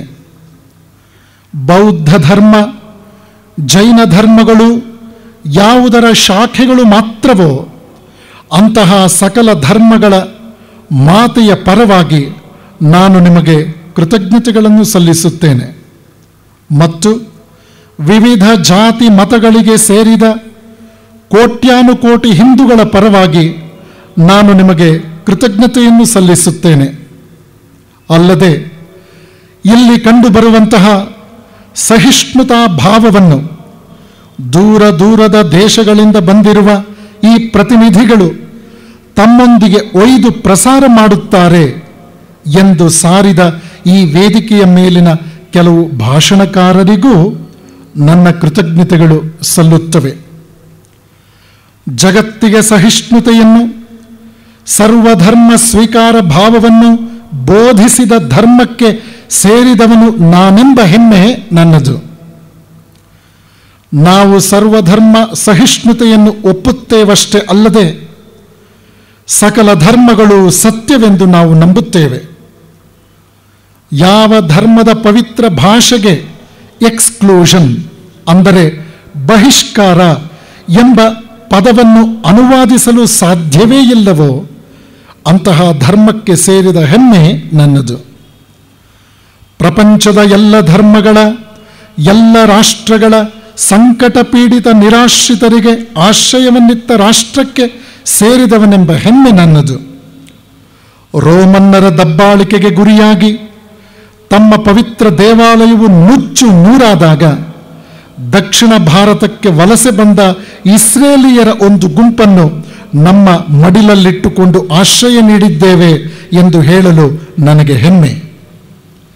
ಘನ ಜರತೃಷ್ಟ ಜನಾಂಗದ ಅವಶೇಷಕ್ಕೆ ಆಶ್ರಯವಿತ್ತ ಹಾಗೂ ಈಗಲೂ ಪೋಷಿಸುತ್ತಿರುವ ಧರ್ಮಕ್ಕೆ ನಾನು ಸೇರಿದವನೆಂಬ ಹೆಮ್ಮೆ ನನ್ನದು. ಸೋದರರೇ, ನಾನು ಬಾಲ್ಯರಭ್ಯದಿಂದ ಪಠಿಸುತ್ತಿದ್ದ ಮತ್ತು ಈಗಲೂ ಲಕ್ಷಾಂತರ ಹಿಂದೂಗಳು ಪಠಿಸುವ ಶ್ಲೋಕವೊಂದರಿಂದ ಕೆಲವು ಸಾಲುಗಳನ್ನು ನಿಮಗೆ ಉದ್ಧರಿಸಿ ಹೇಳುತ್ತೇನೆ. ತ್ರಯೀ ಸಾಂಖ್ಯಂ ಯೋಗ ಪಶುಪತಿ ಮತಂ ವೈಷ್ಣವಮಿತಿ ಪ್ರಭಿನ್ನೇ ಪ್ರಸ್ಥಾನೇ ಪರಮಿದ ಮದಃ ಪಥ್ಯಮಿತಿ ಚ ರುಚೀನಾಂ ವೈಚಿತ್ರ್ಯಾತ್ ರುಜುಕುಟಿಲ ನಾನಾ ಪಥಜುಷಾಂ ನೃಣಾಮೇಕೋ ಗಮ್ಯ ತ್ವಮಸಿ ಪಯಸಾಂ ಅರ್ಣವ ಇವ. ಅಂದರೆ ಭಿನ್ನ ಭಿನ್ನ ಸ್ಥಾನಗಳಿಂದ ಉದಿಸಿದ ನದಿಗಳೆಲ್ಲ ಹರಿಯುತ್ತಾ ಹೋಗಿ ಕೊನೆಗೆ ಸಾಗರದೊಳಗೆ ಒಂದಾಗುವಂತೆ, ಹೇ ಪ್ರಭು, ಮಾನವರು ತಮ್ಮ ತಮ್ಮ ಅಭಿರುಚಿ ವೈಚಿತ್ರ್ಯಗಳಿಂದ ಅನುಸರಿಸುವ ಅಂಕು ಡೊಂಕಿನ ಬೇರೆ ಬೇರೆ ದಾರಿಗಳೆಲ್ಲ ಕೊನೆಗೆ ನಿನ್ನನ್ನೇ ಬಂದು ಸೇರುತ್ತವೆ. ಜಗತ್ತಿನಲ್ಲಿ ಇಲ್ಲಿಯವರೆಗೆ ನಡೆಸಲ್ಪಟ್ಟ ಮಹಾದ್ಭುತ ಸಮ್ಮೇಳನಗಳಲ್ಲೊಂದಾದ ಇಂದಿನ ಈ ಸಭೆಯು ಭಗವದ್ಗೀತೆಯು ಬೋಧಿಸಿರುವ ಆ ಅದ್ಭುತ ತತ್ವಕ್ಕೆ ಸಾಕ್ಷಿಯಾಗಿದೆ ಮತ್ತು ಅದನ್ನೇ ಸಾರುತ್ತದೆ. ಯೇ ಯಥಾ ಮಾಂ ಪ್ರಪದ್ಯಂತೆ ತಾಂಸ್ತಥೈವ ಭಜಾಮ್ಯಹಂ ಮಮ ವರ್ತಮಾನುವರ್ತಂತೆ ಮನುಷ್ಯಾಃ ಪಾರ್ಥ ಸರ್ವಶಃ. ಯಾರು ಯಾರು ನನ್ನಲ್ಲಿಗೆ ಯಾವ ಯಾವ ಮಾರ್ಗದಿಂದ ಬರುತ್ತಾರೋ ಅವರವರನ್ನು ನಾನು ಅದದೇ ಮಾರ್ಗದಿಂದ ತಲುಪುತ್ತೇನೆ. ಮಾನವರು ಅನುಸರಿಸುವ ಮಾರ್ಗಗಳೆಲ್ಲ ಕೊನೆಯಲ್ಲಿ ನನ್ನನ್ನೇ ಬಂದು ಸೇರುತ್ತವೆ. ಗುಂಪುಗಾರಿಕೆ, ಅತಿಯಾದ ಮತಾಭಿಮಾನ ಹಾಗೂ ಅದರ ಘೋರ ಪರಿಣಾಮವಾದ ಧರ್ಮಾಂಧತೆಗಳು ಬಹುಕಾಲದಿಂದ ಈ ಸುಂದರ ಪೃಥ್ವಿಯನ್ನು ಆಕ್ರಮಿಸಿಕೊಂಡಿವೆ. ಅವು ಭೂಮಿಯನ್ನು ಹಿಂಸೆಯಿಂದ ತುಂಬಿ ಮತ್ತೆ ಮತ್ತೆ ಮಾನವನ ರಕ್ತದಿಂದ ತೋಯಿಸಿವೆ. ನಾಗರಿಕತೆಯನ್ನು ನಾಶ ಮಾಡಿವೆ. ದೇಶ ದೇಶಗಳನ್ನೇ ನಿರಾಶೆಯ ಕೂಪಕ್ಕೆ ತಳ್ಳಿವೆ. ಆ ಘೋರ ರಾಕ್ಷಸತನವಿಲ್ಲದಿದ್ದಲ್ಲಿ ಮಾನವನ ಸಮಾಜವು ಈಗಿರುವುದಕ್ಕಿಂತಲೂ ಎಷ್ಟೋ ಹೆಚ್ಚು ಮುಂದುವರಿಯುತ್ತಿತ್ತು.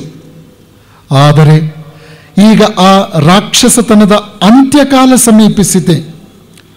ಈ ಸಮ್ಮೇಳನದ ಪ್ರತಿನಿಧಿಗಳ ಗೌರವಾರ್ಥವಾಗಿ ಇಂದು ಬೆಳಗ್ಗೆ ಮೊಳಗಿದ ಘಂಟಾನಾದವು ಎಲ್ಲ ಮತಾಂಧತೆಗೆ ಮೃತ್ಯುಘಾತವನ್ನೀಯುವುದೆಂದು ಆಶಿಸುತ್ತೇನೆ ಮತ್ತು ಅದು ಖಡ್ಗ ಲೇಖನಿಗಳ ಮೂಲಕ ಸಂಭವಿಸುವ ಹಿಂಸೆ ದ್ವೇಷಗಳಿಗೆ ಹಾಗೂ ಒಂದೇ ಗುರಿಯೆಡೆಗೆ ಸಾಗುತ್ತಿರುವ ಪಥಿಕರೊಳಗಿನ ಅಸಹನೆ ಮನಸ್ತಾಪಗಳಿಗೆ ಮೃತ್ಯುಘಾತವನ್ನು ಈಯುತ್ತದೆಂದು ಹೃತ್ಪೂರ್ವಕವಾಗಿ ಆಶಿಸುತ್ತೇನೆ. ಇದು ಸ್ವಾಮಿ ವಿವೇಕಾನಂದರು ಶಿಕಾಗೋನಲ್ಲಿ ಮಾಡಿದಂಥ ಉಪನ್ಯಾಸದ ಯಥಾವತ್ತಾದ ಕನ್ನಡದ ರೂಪ. ಈ ಪುಟ್ಟ ಉಪನ್ಯಾಸದಲ್ಲಿ ಧರ್ಮವನ್ನು ಅತ್ಯಂತ ಶ್ರೇಷ್ಠ ಮಟ್ಟದಲ್ಲಿ ಪರಿಚಯಿಸಿದ ಕೀರ್ತಿ ಸ್ವಾಮಿ ವಿವೇಕಾನಂದರದ್ದು. ಹಾವಾಡಿಗರ ರಾಷ್ಟ್ರ, ಗುಲಾಮರ ರಾಷ್ಟ್ರ, ಅನಾಗರಿಕರ ರಾಷ್ಟ್ರ, ಈ ರಾಷ್ಟ್ರಕ್ಕೆ ಗುಲಾಮಗಿರಿ ಒಂದು ವರ. ಇವರು ಉದ್ಧಾರವಾಗಬೇಕಾದರೆ ಇತರರನ್ನು ಅವಲಂಬಿಸಲೇಬೇಕು ಅಂತಕ್ಕಂಥ ಅನಿವಾರ್ಯತೆಯೋ ಎಂಬಂತಹ ಸನ್ನಿವೇಶವನ್ನು ಉಂಟು ಮಾಡಿದ್ದ ಜಗತ್ತಿಗೆ ಸ್ವಾಮಿ ವಿವೇಕಾನಂದರ ಭಾಷಣ ಒಂದು ಹೊಸ ದೃಷ್ಟಿಕೋನವನ್ನೇ ಕೊಡ್ತು. ಇದನ್ನು ಆಧರಿಸಿ ಪತ್ರಿಕೆಗಳು ಬಹಳ ಸ್ಪಷ್ಟವಾಗಿ ಸತ್ಯವನ್ನು ಪ್ರಕಟಿಸಿದವು. The social lion of the day was Swami Vivekananda ಅಂತ ಒಂದು ಪತ್ರಿಕೆ ಬರೀತು. ಸ್ವಾಮಿ ವಿವೇಕಾನಂದರನ್ನು ನೋಡುವಂತಹ ಮತ್ತು ಅವರ ಭಾಷಣವನ್ನು ಕೇಳುವಂತಹ ಅವಕಾಶವನ್ನು ಬುದ್ಧಿವಂತನಾದ ಯಾವ ಅಮೇರಿಕನ್ನನು ಕಳೆದುಕೊಳ್ಳಬಾರದು ಅಂತ ಮತ್ತೊಂದು ಪತ್ರಿಕೆ ಬರೀತು. ಮೊನ್ನೆ ದಿವಸ ಪ್ರವಚನದಲ್ಲಿ ನಾನು ಹೇಳಿದೆ, no doubt Columbus discovered American soil, but Vivekananda discovered American soul ಅಂತ ಮತ್ತೊಂದು ಪತ್ರಿಕೆ ಬರೀತು. ಮಗದೊಂದು ಪತ್ರಿಕೆ ಬಹಳ ಸೊಗಸಾಗಿ ಬರೀತು, ನಾವು ಎಷ್ಟು ಅನರ್ಥ ಮಾಡ್ತಾ ಇದ್ದೇವೆ, ಈ ಜಗತ್ತಿಗೆ ಧರ್ಮವನ್ನು ಯಶಸ್ವಿಯಾಗಿ ಅರ್ಥವತ್ತಾಗಿ ನೀಡಬಲ್ಲ ತಾಕತ್ತಿರುವ ಭಾರತ ರಾಷ್ಟ್ರಕ್ಕೆ ನಾವು ಧರ್ಮ ಪ್ರಚಾರಕರನ್ನು ಕಳಿಸಿ ದುಡ್ಡೆಲ್ಲ ನಷ್ಟ ಮಾಡ್ತಾ ಇದ್ದೀವಲ್ಲ, ಬದಲಾಗಿ ಭಾರತದಿಂದಲೇ ನಮ್ಮಲ್ಲಿಗೆ ಧರ್ಮ ಪ್ರಚಾರಕರು ಬರಲಿ, ನಮಗೆ ಧರ್ಮ ಹೆಚ್ಚು ಆಳವಾಗಿ ಅರ್ಥವಾಗುವಂತಹ ಸನ್ನಿವೇಶಗಳು ಬೆಳೀಲಿ. ಒಬ್ಬಳು ತಾಯಿ ಅಂತೂ ಬಹಳ ವಿಶೇಷವಾಗಿ ಪ್ರಾರ್ಥನೆ ಮಾಡ್ತಾಳೆ, ಓ ಭಾರತ ಮಾತೆ, ನಿನ್ನ ಮಡಿಲಿನಲ್ಲಿ ಇಂತಹ ಅನರ್ಘ್ಯ ರತ್ನಗಳು ಇನ್ನೆಷ್ಟಿರಬಹುದು, ಅವರೆಲ್ಲರೂ ನಮ್ಮಲ್ಲಿಗೆ ಧಾವಿಸಿ ಬರಲಿ. ಹಲವಾರು ಜನ ವಿಶಾಲ ಹೃದಯದ ಕ್ರೈಸ್ತರು ಬರೆದರು. ವಿವೇಕಾನಂದರ ಉಪನ್ಯಾಸಗಳನ್ನು ಅಮೆರಿಕದಲ್ಲಿ ಬಹಳಷ್ಟು ನಾವು ಕೇಳಿದ ನಂತರ ನಮಗೆ ನಮ್ಮ ಧರ್ಮ ಮತ್ತು ನಮ್ಮ ಆರಾಧ್ಯ ದೈವವಾದ ಕ್ರಿಸ್ತ ಹೆಚ್ಚು ಸ್ಪಷ್ಟವಾಗಿ ಅರ್ಥವಾದ.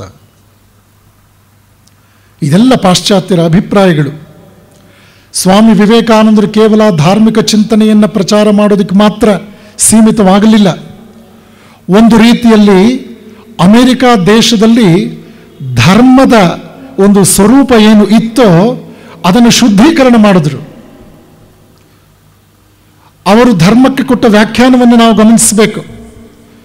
ಧರ್ಮ ನಿಜವಾದ ಅರ್ಥದಲ್ಲಿ ಮನುಷ್ಯನಿಂದ ಸ್ವೀಕೃತವಾದರೆ ಅದೊಂದು ಉತ್ಕ್ರಾಂತಿಯನ್ನು ಉಂಟು ಮಾಡಬಲ್ಲದು. ಸಾಮಾನ್ಯ ಹಿಂದೂ ಉತ್ತಮ ಹಿಂದೂವಾಗುತ್ತಾನೆ, ಸಾಮಾನ್ಯ ಕ್ರಿಶ್ಚಿಯನ್ ಉತ್ತಮ ಕ್ರಿಶ್ಚಿಯನ್ ಆಗುತ್ತಾನೆ, ಸಾಮಾನ್ಯ ಮುಸ್ಲಿಂ ಉತ್ತಮ ಮುಸ್ಲಿಂ ಆಗುತ್ತಾನೆ. ಅದು ಎಲ್ಲ ರೀತಿಯ ಕೋಟೆ ಕೊತ್ತಲೆಗಳನ್ನು, ನಮ್ಮನ್ನು ಸಂಕುಚಿತಗೊಳಿಸುವಂತಹ ಭಾವನೆಗಳನ್ನು ಕಿತ್ತೊಗೆದು ನಮ್ಮನ್ನು ವಿಶಾಲ ಚಿಂತಕನನ್ನಾಗಿ ಮೂಡಿಸುತ್ತೆ, ವಿಶ್ವ ಮಾನವರನ್ನಾಗಿ ನಮ್ಮನ್ನು ರೂಪಿಸುತ್ತೆ ಅನ್ನೋ ವಿವೇಕಾನಂದರ ಚಿಂತನೆ ಅಮೆರಿಕದಲ್ಲಿ ಸಾಕಷ್ಟು ಪರಿಣಾಮವನ್ನು ಬೀರಿತು. ಸುಪ್ರಸಿದ್ಧರಾದ ಸ್ವಾಮಿ ವಿವೇಕಾನಂದರ ಬಗ್ಗೆ ಹಲವಾರು ಅಭಿಪ್ರಾಯಗಳು ಬಂದವು. ಅವರು ಚಿಕಾಗೋ ಉಪನ್ಯಾಸ ಮಾಡಿದ ಗಳಿಗೆಯಲ್ಲಿ ಅಲ್ಲಿ ಸುಮಾರು 7,000ಕ್ಕೂ ಹೆಚ್ಚು ಬುದ್ಧಿವಂತ ಅಮೇರಿಕನ್ನರು ನೆರೆದಿದ್ದರು. ಅವರು ಅಮೆರಿಕದ ಸೋದರ ಸೋದರಿಯರೇ ಎಂದಾಗ ಸುಮಾರು 3-4 ನಿಮಿಷ ಕರತಾಡನವಾಯಿತು. ಜನ ಹುಚ್ಚದ್ದು ವೇದಿಕೆಯ ಕಡೆಗೆ ಬಂದರು. ವ್ಯವಸ್ಥಾಪಕರಿಗೆ ಅವರನ್ನು ನಿಯಂತ್ರಿಸೋದೇ ಕಷ್ಟವಾಯಿತು. ಆತನನ್ನು ಸಮೀಪದಿಂದ ಬಂದು ನೋಡುವಂತಹ, ಆತನೊಂದಿಗೆ ಹಸ್ತಲಾಘನ ಮಾಡೋದಕ್ಕೆ, ಆತನ ವಸ್ತ್ರವನ್ನು ಮುಟ್ಟೋದಕ್ಕೆ ಹಾತೊರೆದರು. ಒಬ್ಬ ಅಮೇರಿಕನ್ ಮಹಿಳೆ ಬರೀತಾಳೆ, ಓ 30 ವರ್ಷದ ಯುವಕನೇ, ನಿನಗೆ ಆ ಕ್ಷಣದಲ್ಲಿ ಬಂದ ಕೀರ್ತಿ ಜನಸಾಮಾನ್ಯನಾಗಿದ್ದರೆ ಸಹಿಸಿಕೊಳ್ಳೋಕ್ಕಾಗ್ತಾ ಇರಲಿಲ್ಲ. ನೀನು ಈ ಕೀರ್ತಿಯ ಪ್ರವಾಹವನ್ನು ಸಹಿಸಿಕೊಂಡಿದ್ದೆ ಆದರೆ ನೀನೊಬ್ಬ ದೇವಮಾನವನೇ ಇರಬೇಕು ಅಂತ ಹೇಳಿ. ಅನಿಬೆಸೆಂಟ್ರು ಕೂಡ ಬಹಳ ವಿಶೇಷವಾದ ರೀತಿಯಲ್ಲಿ ಸ್ವಾಮಿ ವಿವೇಕಾನಂದರ ಬಗ್ಗೆ ಅಭಿಪ್ರಾಯವನ್ನು ಕೊಟ್ಟರು. ಕೆಲವೇ ದಿನಗಳಲ್ಲಿ ಸುಮಾರು 400-500 ಜನ ಪ್ರಾಧ್ಯಾಪಕರು ಸ್ವಾಮಿ ವಿವೇಕಾನಂದರ ಈ ಪ್ರಬುದ್ಧತೆಗೆ ವಿರುದ್ಧವಾಗಿ ಕೆಲಸ ಮಾಡೋ ದೃಷ್ಟಿಯಿಂದ ಒಂದು ಸಭೆಯನ್ನು ಏರ್ಪಾಟು ಮಾಡಿ ವಿವೇಕಾನಂದರನ್ನು ಸಂವಾದಕ್ಕೆ ಆಹ್ವಾನಿಸಿದರು. ಪ್ರಬುದ್ಧ ಅಮೆರಿಕದ ಸಮಾಜದ ಪ್ರತಿಷ್ಠಿತ ಪ್ರಾಧ್ಯಾಪಕರುಗಳ ಸಮೂಹ ಸ್ವಾಮಿ ವಿವೇಕಾನಂದರು ಸಭೆಗೆ ಧಾವಿಸಿ ಬಂದರು. ಆ ಎಲ್ಲ ಪ್ರಾಧ್ಯಾಪಕರು ತಮ್ಮ ಎಲ್ಲ ಸಮಸ್ಯೆಗಳನ್ನು ಬಾಣಗಳೋಪಾದಿಯಲ್ಲಿ ವಿವೇಕಾನಂದರ ಮೇಲೆ ಪ್ರಯೋಗಿಸಿದರು. ಆದರೆ ಪ್ರತಿಯೊಂದು ಪ್ರಶ್ನೆಯನ್ನು ಸ್ವಾಮಿ ವಿವೇಕಾನಂದರು ಅತ್ಯಂತ ಶ್ರೇಷ್ಠ ಮಟ್ಟದಲ್ಲಿ ಉತ್ತರಿಸಿದರು. ಇದನ್ನು ಕಂಡು ಪಾಶ್ಚಾತ್ಯ ಮಹಿಳೆಯೊಬ್ಬಳು ಬಹಳ ಸೊಗಸಾಗಿ ಬರೀತಾಳೆ, ಅಮೆರಿಕದ ಪ್ರತಿಷ್ಠಿತ ಪ್ರಾಧ್ಯಾಪಕರೊಂದಿಗೆ ಸ್ವಾಮಿ ವಿವೇಕಾನಂದರು ಎಷ್ಟು ಲೀಲಾಜಾಲವಾಗಿ ಯಶಸ್ವಿಯಾದರು ಅಂದರೆ, 100 ಇಲಿಗಳ ನಡುವೆ ಬೆಕ್ಕೊಂದು ಚಲ್ಲಾಟವಾಡುವಂತೆ ಇತ್ತು ಅಂತ ಬರೀತಾರೆ. ಇಲಿಗಳ ಸಂಖ್ಯೆ 100 ಆದ್ರೇನು, ಒಂದು ಬೆಕ್ಕು ಕಂಡ್ರೆ ಎಲ್ಲ ಇಲಿಗಳ ಪರಿಸ್ಥಿತಿ ಏನು ಅನ್ನೋದು ನಿಮಗೆ ಗೊತ್ತಿದೆ. ನಮ್ಮ ವೆಟರ್ನರಿ ಡಾಕ್ಟರ್ಸ್ ಹೇಳ್ತಾರೆ ಇವತ್ತು ಇಲಿಯ normal heart beat more than 190 ಅಂತ. ಸಂದರ್ಭೋಚಿತವಾಗಿ ನಿಮ್ಗೆ ಹೇಳಿದೆ, ನಾರ್ಮಲ್ ಆಗಿ 190 ಇರುತ್ತಂತೆ. ಇನ್ನು ಬೆಕ್ಕನ್ನು ನೋಡಿದ್ರೆ ಪರಿಸ್ಥಿತಿ ಏನಾಗಬಹುದು. ಆನೆಗೆ 32 ಅಂತ ಹೇಳ್ತಾರೆ, ಅದರಿಂದ ಬಹಳ ನಿಧಾನ. ಸ್ವಾಮಿ ವಿವೇಕಾನಂದರ ಒಂದು ರೀತಿಯ ದಿಗ್ವಿಜಯೋತ್ಸವ ಹೀಗೆ ಮುಂದುವರಿಯಿತು. ಕಟ್ಟ ಅಮೆರಿಕದ ಧರ್ಮೀಯರು ಅವ್ರನ್ನ ಸಹಿಸಲಿಲ್ಲ. ಬಗೆ ಬಗೆಯ ಕಾರ್ಟೂನ್ಗಳನ್ನು ಅವರನ್ನು ಛೇಡಿಸೋ ರೀತಿಯಲ್ಲಿ ಬರೆದರು. ವಿವೇಕಾನಂದರು ಅಮೆರಿಕಕ್ಕೆ ಬಂದು ಏನು ಸಾಧಿಸಿದ್ರು ಅಂತ ಒಂದು ಹೆಡ್ಲೈನ್ ಹಾಕಿ ಕೆಳಗೆ ಸನ್ಯಾಸಿಯೊಬ್ಬ ಒಂದು ತಕ್ಕಡಿಯನ್ನು ಹೊತ್ಕೊಂಡು ಹೋಗ್ತಾ ಇದ್ದಾನೆ. ಅದರಲ್ಲಿ ಒಂದು ತಟ್ಟೆಯಲ್ಲಿ ಅಮೇರಿಕನ್ ಡಾಲರ್ಗಳು, ಮತ್ತೊಂದು ತಕ್ಕಡಿಯಲ್ಲಿ ಅಮೇರಿಕನ್ ಮಹಿಳೆಯರು. ಈ ರೀತಿಯಲ್ಲೆಲ್ಲ ಛೇಡಿಸಿದ್ರು. ಸ್ವಾಮಿ ವಿವೇಕಾನಂದರ ಅತಿಥೇಯರಿಗೆ ಅನಾಮಧೇಯ ಪತ್ರಗಳನ್ನು ಬರೆದು ಅವ್ರ ಬಗ್ಗೆ ಇಲ್ಲ ಸಲ್ಲದ ಆರೋಪಗಳನ್ನು ಮಾಡಿದ್ರು. ಇದನ್ನೆಲ್ಲ ನಾವು ಗಮನಿಸಬೇಕು. ಹೀಗಾಗಿ ಸ್ವಾಮಿ ವಿವೇಕಾನಂದರು ಹೇಳಿದ್ದು, ನನಗೆ ಬಂದ ಕಷ್ಟ ಇನ್ನೊಬ್ಬ ಹಿಂದುವಿಗೆ ಬಂದಿದ್ದರೆ ಅವನು ಆತ್ಮಹತ್ಯೆ ಮಾಡಿಕೊಳ್ತಾ ಇದ್ದ. ಆದರೆ ಇಲ್ಲಿ ಇನ್ನೂ ಆಶ್ಚರ್ಯಕರ ಸಂಗತಿ ಏನೆಂದರೆ, ಆ ಪಾಶ್ಚಾತ್ಯರು ಯಾರು ವಿವೇಕಾನಂದರ ವಿರುದ್ಧವಾಗಿ ಸೆಟೆದು ನಿಂತು ಹೋರಾಡಿದ್ರೋ ಅವರೆಲ್ಲರಿಗೂ ಕೂಡ ಸಾಕಷ್ಟು ಬೆನ್ನೆಲುಬಾಗಿ ನಿಂತವರು ಭಾರತದಿಂದ ಅದಾಗಲೇ ಅಮೆರಿಕಕ್ಕೆ ಹೋಗಿದ್ದ ಕೆಲವು ಜನ.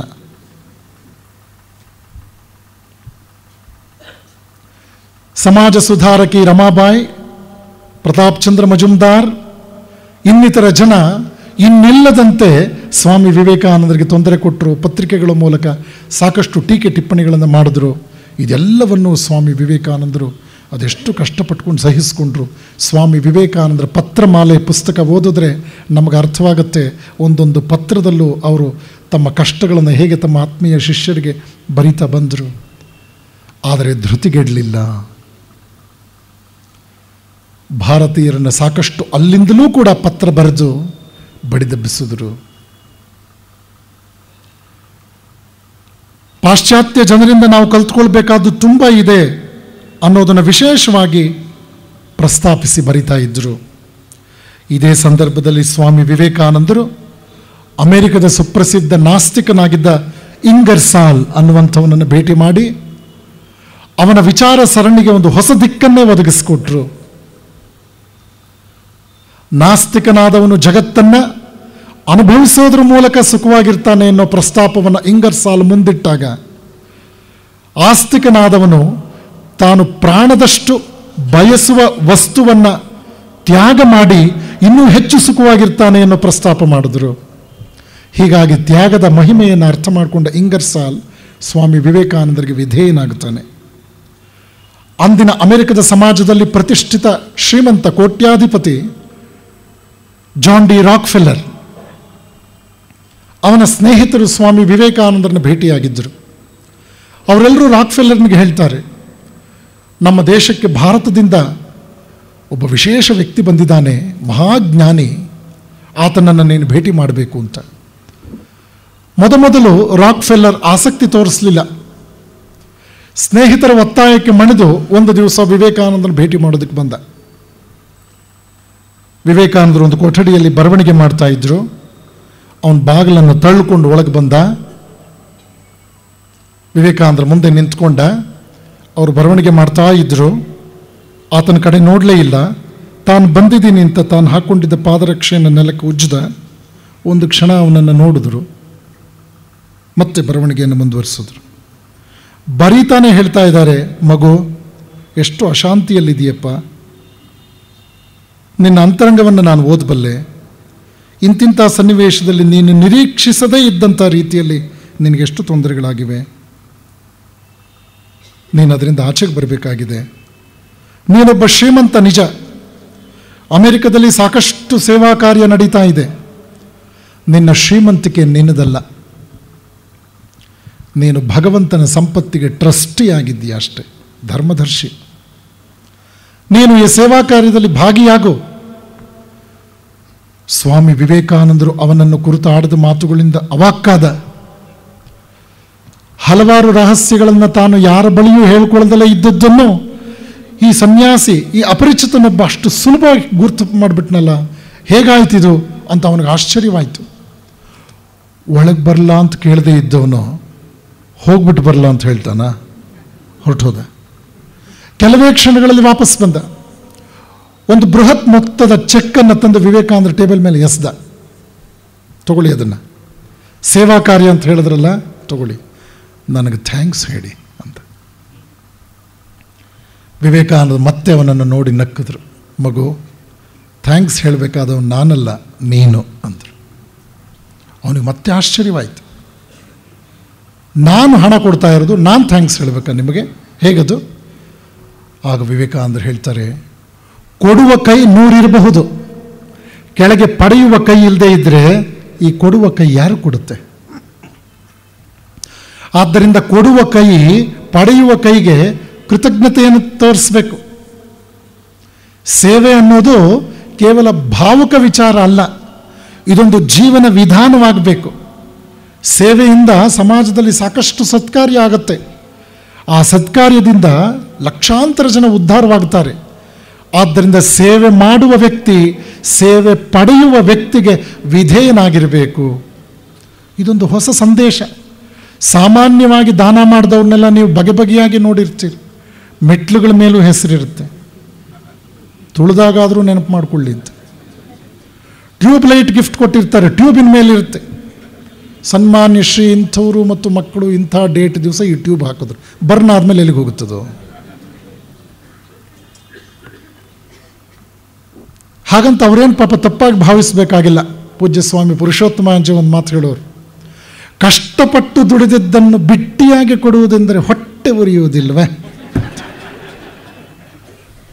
ಆದ್ದರಿಂದ ಶ್ರೀಮಂತರನ್ನು ನಾನು ಹೊಗಳ್ತೇನೆ, ಕಾರಣ ಅವರಿಂದ ನೂರಾರು ಜನ ಬಡವರು ಉದ್ಧಾರವಾಗ್ತಾರೆ. ನಿಜ. ಇಲ್ಲಿ ಜಾನ್ ಡಿ ರಾಕ್ಫೆಲ್ಲರ್ ಸ್ವಾಮಿ ವಿವೇಕಾನಂದರ ಪ್ರಭಾವದಿಂದ ಒಂದು ಹೊಸ ಪಾಠ ಕಲಿತ. ಸೇವೆ ಮಾಡುವವನು ಸೇವೆ ಪಡೆಯುವವನಿಗೆ ವಿಧೇಯನಾಗಿರಬೇಕು ಈ ಜಗತ್ತಿನಲ್ಲಿ. ಇದು ಭಗವತ್ ತತ್ವ. ನೋಡಿ, ಭಗವಂತನನ್ನು ಒಲಿಸಿಕೊಂಡಂತಹ ಭಕ್ತರ ಮನೆ ಚಾಕರಿ ಮಾಡಿಬಿಟ್ಟಿದ್ದಾನೆ ಭಗವಂತ. ಸುಮ್ಮನೆ ಬರ್ತಾನೇನವನು, ಮುಕ್ತಿಯನ್ನು ಬೇಕಾದರೂ ಕೊಟ್ಬಿಡ್ತಾನಂತವನು, ಭಕ್ತಿಯನ್ನು ಕೊಡೋದಿಲ್ಲ ಅಂತ ಹೇಳ್ತಾನೆ. ಯಾಕೆಂದರೆ ಭಗವಂತನನ್ನು ಎಲ್ಲ ರೀತಿಯಲ್ಲೂ ಬೈಯೋದಕ್ಕೆ ಅವಕಾಶ ಇರೋದು ಭಕ್ತನಿಗೆ ಮಾತ್ರ. ಒಮ್ಮೆ ಕನಸಿನಲ್ಲಿ ಕಾಣಿಸ್ಕೊಂಡಂತೆ ವೆಂಕಟರಮಣ ವಿಜಯದಾಸರಿಗೆ ಆಹ್ವಾನ ಕೊಟ್ಟನಂತೆ, ತಿರುಪತಿಗೆ ಬಾ ನನ್ನನ್ನು ನೋಡೋಕ್ಕೆ ಅಂತ. ವಿಜಯದಾಸರು ತಿರುಪತಿಗೆ ಹೊರಟರು. ತಿರುಪತಿಯ ದೇವಾಲಯದಲ್ಲಿ ವೆಂಕಟರಮಣನ ಮುಂದೆ ಕೈ ಜೋಡಿಸ್ಕೊಂಡು ನಿಂತ್ಕೊಂಡ್ರು. ತಿರುಪತಿಯ ಅರ್ಚಕರು ಭಾಳ ಪವರ್ಫುಲ್ಲು, ನಿಮಗೆಲ್ಲ ಗೊತ್ತಿದೆ. ಒಬ್ಬ ಅರ್ಚಕ ಬಂದು ಇವರ ಈ ತೋಳನ್ನು ಹಿಡಿದು ಎಳೆದು ಆ ಕಡೆಗೆ ಹಾಕಿದ, ಅಲ್ಲಿಗೆ ಹೋಗಿ ಬಿದ್ದರು. ಮತ್ತೆ ಬಂದರು, ನಿಂತ್ಕೊಂಡ್ರು, ವೆಂಕಟರಮಣನ ನೋಡ್ತಾ ಇದ್ದಾರೆ. ಈ ಕಡೆ ಅರ್ಚಕನ ಸರದಿ, ಈಗ ಅವನು ಈ ತೋಳನ್ನು ಹಿಡಿದು ಜೋರಾಗಿ ಎಳೆದು ಆ ಕಡೆಗೆ ಹಾಕಿದ. ಬಹಳ ದುಃಖ ಆಯಿತು ಅವ್ರಿಗೆ. ದೂರದಲ್ಲಿ ನಿಂತು ವೆಂಕಟರಮಣನ್ನೇ ದಿಟ್ಟಿಸಿ ನೋಡ್ತಾ ಹೇಳ್ತಾರೆ, ಏ ವೆಂಕಟರಮಣ, ನೆನ್ನೆ ಕನಸಿನಲ್ಲಿ ಬಂದು ಪ್ರೇರಣೆ ಕೊಟ್ಟಿದ್ದು ನೀನೇ ಅಲ್ವೇನೋ? ಇವತ್ತು ನಿನ್ನ ಸಾನ್ನಿಧ್ಯದಲ್ಲಿ ನನಗೆಂಥ ಅವಮಾನ ಮಾಡಿದೆ ನೀನು, ನಾನು ಸಹಿಸ್ಕೊಳ್ತೇನೆ. ಇದನ್ನು ನಾನೇನು ಬಹಳ ದೊಡ್ಡ ವಿಚಾರ ಅಂತೇನು ನಾನು ದುಃಖ ಪಡುವನಲ್ಲ, ಸಹಿಸ್ಕೊಳ್ತೇನೆ. ಆದರೆ ನಿನಗೊಂದು ಎಚ್ಚರಿಕೆ ಮಾತು ಕೊಟ್ಟು ಹೋಗ್ತೇನೆ. ಮುಂದೆ ಕಲಿಯುಗದಲ್ಲಿ ನಾಸ್ತಿಕತೆ ಜಾಸ್ತಿ ಆಗುತ್ತೆ. ನೀನಿಲ್ಲ ನೀನಿಲ್ಲ ನೀನಿಲ್ಲ ಅಂತ ಎಲ್ಲ ಬಾಯಿಗಳು ಮಾತನಾಡುತ್ತವೆ. ಆಗ ನೀನಿದೀಯಾ, ನೀನು ಖಂಡಿತ ಇದೀಯಾ ಅಂತ ಸಾರುವವರು ನನ್ನಂತಹ ದಾಸರೇ ಕಾಣೋ ಅಂತ ಹೇಳ್ತಾನೆ. ಇದನ್ನು ನಿಂದಾಸ್ತುತಿ ಅಂತ ಹೇಳಿ ಭಕ್ತಿಶಾಸ್ತ್ರದಲ್ಲಿ ನಾವು ಗಮನಿಸ್ತೇವೆ. ನೀನು ಯಾಕೋ, ನಿನ್ನ ಹಂಗೆ ಯಾಕೋ, ನಿನ್ನ ನಾಮದ ಬಲ ಹೊಂದಿದ್ದರೆ ಸಾಕು. ಭಗವಂತನನ್ನು 10 ರೀತಿಯಲ್ಲಿ ನಿಂದಿಸುವಂತಹ ಲೈಸೆನ್ಸ್ ಭಕ್ತನಿಗಿರುತ್ತೆ. ಹೀಗಾಗಿ ಸೇವೆ ಮಾಡ್ತಕ್ಕಂಥ ವ್ಯಕ್ತಿ, ಸೇವೆ ಪಡ್ಕೊಳ್ತಕ್ಕಂಥ ವ್ಯಕ್ತಿಗೆ ವಿಧೇಯನಾಗಿರಬೇಕು ಅನ್ನೋದು ಭಗವತ್ ತತ್ವ. ಇಲ್ಲಿ ನಮ್ಮ ಹೃದಯದ ಎಲ್ಲ ಗಂಟುಗಳು ಬಿಚ್ಚಲ್ಪಡುತ್ತವೆ, ನಮ್ಮ ಸಂಕುಚಿತತೆಯ ಕಟ್ಟೆ ಒಡೆದು ಹೋಗುತ್ತೆ. ನಾನು ಪ್ರಾರಂಭದ ಹಂತದಲ್ಲಿ ಹೇಳಿದ ಹಾಗೆ ಈ ಜಗತ್ತಿನಲ್ಲಿ 2 ನೊಬೆಲ್ ಪ್ರೈಸ್ ಪಡೆದಂಥ ಐನ್ಸ್ಟೀನ್ ಜೀವನದಲ್ಲಿ ಸುಖವಾಗಿರಬೇಕು ಅಂತಂದರೆ ಒಂದು ಸೂತ್ರವನ್ನು ಹೇಳಿದ್ದಾನೆ. ಹೇಳ್ತಾನವನು, ವೈಯಕ್ತಿಕತೆಗಿಂತ ಹಿರಿದಾದ ಆಯಾಮದಲ್ಲಿ ನಾವು ಸತ್ಯವನ್ನು ಗುರುತಿಸಬೇಕು, ನಮ್ಮ ಸುಖವನ್ನು ಗುರುತಿಸಬೇಕು. ಕೇವಲ ನಾವು ಸುಖವಾಗಿರೋ ಹಂತದಲ್ಲಿ ಮಾತ್ರ ಗುರುತಿಸಿದ್ರೆ ಪ್ರಯೋಜನ ಇಲ್ಲ. ಬಹುಶಃ ಇದೇ ಮಾತಿನ ಅರ್ಥದಲ್ಲೇ ಸ್ವಾಮಿ ವಿವೇಕಾನಂದರು ಮೈಸೂರು ಮಹಾರಾಜರಾಗಿದ್ದ ಚಾಮರಾಜೇಂದ್ರ ಒಡೆಯರ್ ದಿ 4th ಅವರಿಗೆ ಅಮೆರಿಕದಿಂದ ಪತ್ರ ಬರೀತಾ ಹೇಳ್ತಾರೆ, my dear Maharaja, the vanities of the world are transient, but they alone live who live for others, rest are more dead than alive. ಯಾರು ಇತರರಿಗಾಗಿ ಬದುಕುತ್ತಾರೆಯೋ ಅವರದ್ದೇ ಜೀವನ, ಉಳಿದವರು ಬದುಕಿದ್ದರೂ ಸತ್ತಂತೆ, ಜೀವಚ್ಛವಗಳಂತೆ ಎನ್ನುವ ಮಾತನ್ನು ವಿವೇಕಾನಂದರು ಹೇಳ್ತಾರೆ. ಸೇವೆ ಅನ್ನೋ ತತ್ವ ಅರ್ಥ ಆಗಬೇಕಾದ್ರೆ ನಮ್ಮ ವೈಯಕ್ತಿಕತೆಗಿಂತ ಹಿರಿದಾದ ಆಯಾಮದಲ್ಲಿ ಜೀವನವನ್ನು ಗುರುತಿಸಬೇಕು. ಈ ಪ್ರಪಂಚದಲ್ಲಿ 2 ರೀತಿ ಬಡವರಿದ್ದಾರೆ, ರೊಟ್ಟಿಗಾಗಿ ಹಸಿದವರು ಮತ್ತು ಪ್ರೀತಿಗಾಗಿ ಹಸಿದವರು. ರೊಟ್ಟಿಗಾಗಿ ಹಸಿದವರಿಗಿಂತ ಪ್ರೀತಿಗಾಗಿ ಹಸಿದವರೇ ಜಾಸ್ತಿ. ಆ ವಿಷಯದಲ್ಲಿ ನಾವು ನೀವು ಕೂಡ ಭಿಕ್ಷುಕರೇ. ನಾವು ರೊಟ್ಟಿ ಕೇಳದೇ ಇರ್ಬೋದು, ಆದರೆ ಭಗವಂತ ನಮ್ಮ ಕಡೆ ನೋಡಲಿ ಅನ್ನೋ ವಿಷಯದಲ್ಲಿ ನಾವೇನು ಬಡವರ? ದೊಡ್ಡ ಶ್ರೀಮಂತರೇ. ಭಗವಂತ ನಮ್ಮನ್ನು ನಿರಂತರ ನೋಡ್ತಾ ಇರಲಿ, ನಮ್ಮ ಕಾರ್ಯಗಳನ್ನು ಅವನು ಯಶಸ್ವಿಯಾಗಿ ಮುಂದುವರಿಸೋ ಚೈತನ್ಯ ತುಂಬಲಿ. ಈ ರೀತಿಯಲ್ಲಿ ಈ ಜಗತ್ತಿನಲ್ಲಿ ಎಲ್ಲರೂ ವಿಂಗಡಿಸಲ್ಪಟ್ಟಿದ್ದಾರೆ. ಈ ಜಗತ್ತಿನಲ್ಲಿ ಬಹಳ ಸ್ಪಷ್ಟವಾಗಿ ನಾವು 2 ಗುಂಪು ನೋಡ್ತೇವೆ, ಪ್ರೀತಿಗೆ ಪಾತ್ರರಾದವರು ಮತ್ತು ನಂಬಿಕೆಗೆ ಪಾತ್ರರಾದವರು. ಪ್ರೀತಿಗೆ ಪಾತ್ರರಾಗೋದು ಸುಲಭ, ನಂಬಿಕೆಗೆ ಪಾತ್ರರಾಗೋದು ಬಹಳ ಕಷ್ಟ. ಪ್ರೀತಿಗೆ ಪಾತ್ರರಾದವರನ್ನು ನೀವು ನಿಮ್ಮ ಮನೆಯ ಬಾಗಿಲಲ್ಲೋ ಅಥವಾ ಸ್ವಲ್ಪ ಒಳಗೆ ಬಿಟ್ಕೊಂಡು ಒಂದು ತಿಂಡಿ ಕಾಫಿ ಕೊಟ್ಟು ಕಳಿಸ್ಬಿಡ್ತೀರಿ. ನಂಬಿಕೆಗೆ ಪಾತ್ರರಾದವರನ್ನು ನೀವು ನಿಮ್ಮ ಭಾವನಾತ್ಮಕ ಜಗತ್ತಿನೊಂದಿಗೆ ಹೊಂದಿಸ್ಕೊಳ್ತೀರಿ. ಭಗವಂತನ ನಂಬಿಕೆಗೆ ಪಾತ್ರರಾದ ವ್ಯಕ್ತಿಗಳು ಮಾತ್ರವೇ ಹೆಚ್ಚು ಸತ್ಕಾರ್ಯ ಮಾಡೋದಕ್ಕೆ ಸಾಧ್ಯ. ಅಂದರೆ ಪ್ರೀತಿಗೆ ಪಾತ್ರರಾದವರು ತಮ್ಮ ಪ್ರೀತಿಯನ್ನು ಇನ್ನಷ್ಟು ಪರಿಶುದ್ಧಗೊಳಿಸ್ಕೊಳ್ಳೋದ್ರ ಮೂಲಕ, ಪವಿತ್ರಗೊಳಿಸ್ಕೊಳ್ಳೋದ್ರ ಮೂಲಕ, ವಿಶಾಲಗೊಳಿಸ್ಕೊಳ್ಳೋದ್ರ ಮೂಲಕ ಅವರು ಭಗವಂತನ ನಂಬಿಕೆಗೆ ಹತ್ತಿರರಾಗುತ್ತಾರೆ. ಜಾನ್ ಡಿ ರಾಕ್ಫೆಲ್ಲರ್ ಭಗವಂತನ ಪ್ರೀತಿಗೆ ಪಾತ್ರನಾಗಿದ್ದವನೇ, ಆದರೆ ಇವತ್ತು ಅವನು ಭಗವಂತನ ನಂಬಿಕೆಗೆ ಪಾತ್ರನಾಗುವಂಥ ಸಂದರ್ಭ ಬಂತು. ಸ್ವಾಮಿ ವಿವೇಕಾನಂದರಿಂದ ಪ್ರಭಾವಿತನಾಗಿ ಅವನು ಜಾನ್ ಡಿ ರಾಕ್ಫೆಲ್ಲರ್ ಫೌಂಡೇಶನ್ ಒಂದು ಚಾರಿಟಿ ಪ್ರಾರಂಭಿಸ್ತಾನೆ. ತನ್ನ ಸಮಸ್ತ ಸಂಪತ್ತನ್ನು ಅದಕ್ಕೆ ಅವನು ಮೂಲಧನವಾಗಿಡ್ತಾನೆ. ಅಮೆರಿಕದಲ್ಲಿ ರಾಕ್ಫೆಲ್ಲರ್ ಫೌಂಡೇಶನ್ ಇವತ್ತು ಸುಪ್ರಸಿದ್ಧವಾಗಿದೆ. ಇವತ್ತು ಕೂಡ ಅದರಿಂದ ವಿದ್ಯಾರ್ಥಿ ವೇತನ ಪಡೆದು ಸಾವಿರಾರು ಮಕ್ಕಳು ವಿದ್ಯಾಭ್ಯಾಸ ಮಾಡ್ತಾ ಇದ್ದಾರೆ.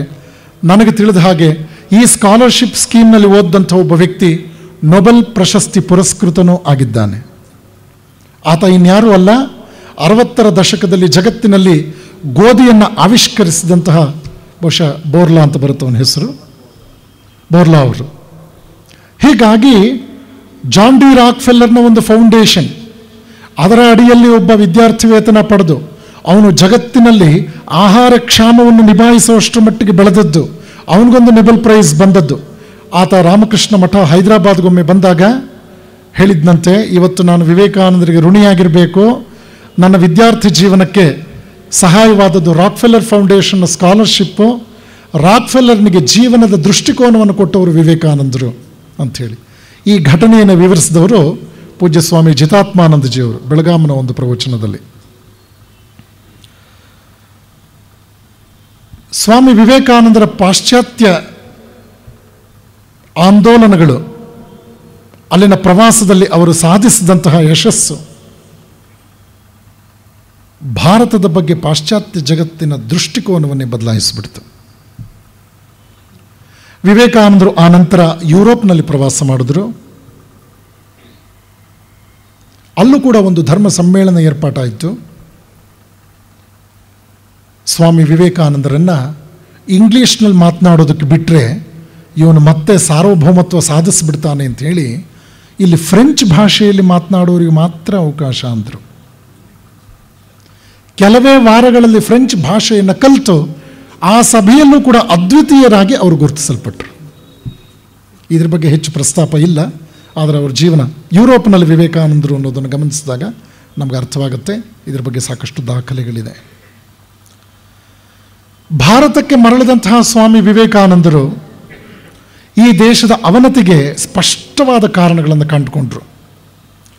ನಾವು ಜನಸಾಮಾನ್ಯರನ್ನು ನಿರ್ಲಕ್ಷಿಸಿದ್ದು, ಸ್ತ್ರೀಯರನ್ನು ನಿರ್ಲಕ್ಷಿಸಿದ್ದು, ಕೂಪ ಮಂಡೂಕಗಳಂತೆ ವ್ಯವಹರಿಸಿದ್ದು, ನಮ್ಮ ಆದರ್ಶಗಳಲ್ಲಿ ನಾವೇ ನಂಬಿಕೆಯನ್ನು ಕಳೆದುಕೊಂಡದ್ದು, ಇದರಿಂದ ಭಾರತ ಅವನತಿಗೆ ಹೋಯಿತು ಅನ್ನೋದನ್ನು ಸ್ಪಷ್ಟವಾಗಿ ಹೇಳಿದರು. ಪಾಶ್ಚಾತ್ಯರಿಂದ ನಾವು ಕಲ್ತ್ಕೊಳ್ಬೇಕಾದ್ದು ಬಹಳಷ್ಟು ಇದೆ ಅನ್ನೋದನ್ನು ವಿವರಿಸಿದ್ರು. ಪಾಶ್ಚಾತ್ಯರ ಆತ್ಮವಿಶ್ವಾಸ ನಮಗೊಂದು ಮಾದರಿ. ಹೇಳ್ತಾರೆ ವಿವೇಕಾನಂದರು, ಇಂಗ್ಲೆಂಡಿನ ಬಾಲಕನೊಬ್ಬನನ್ನು ಕೇಳಿ ನೋಡಿ, ಅವನೇನು ಹೇಳ್ತಾನೆ, ನಾನೊಬ್ಬ ಬ್ರಿಟಿಷ್, ನಾನು ಹುಟ್ಟಿದ್ದು ಈ ಜಗತ್ತನ್ನು ಆಳುವುದಕ್ಕೆ. ಅಮೆರಿಕದ ಬಾಲಕನೊಬ್ಬನನ್ನು ಕೇಳಿ ನೋಡಿ, ಅವನು ಹೇಳ್ತಾನೆ, ನಾನೊಬ್ಬ ಅಮೆರಿಕನ್, ನಾನು ಅದ್ವಿತೀಯನಾಗಿ ಬದುಕೋದಕ್ಕಾಗಿ ಹುಟ್ಟಿದವನು.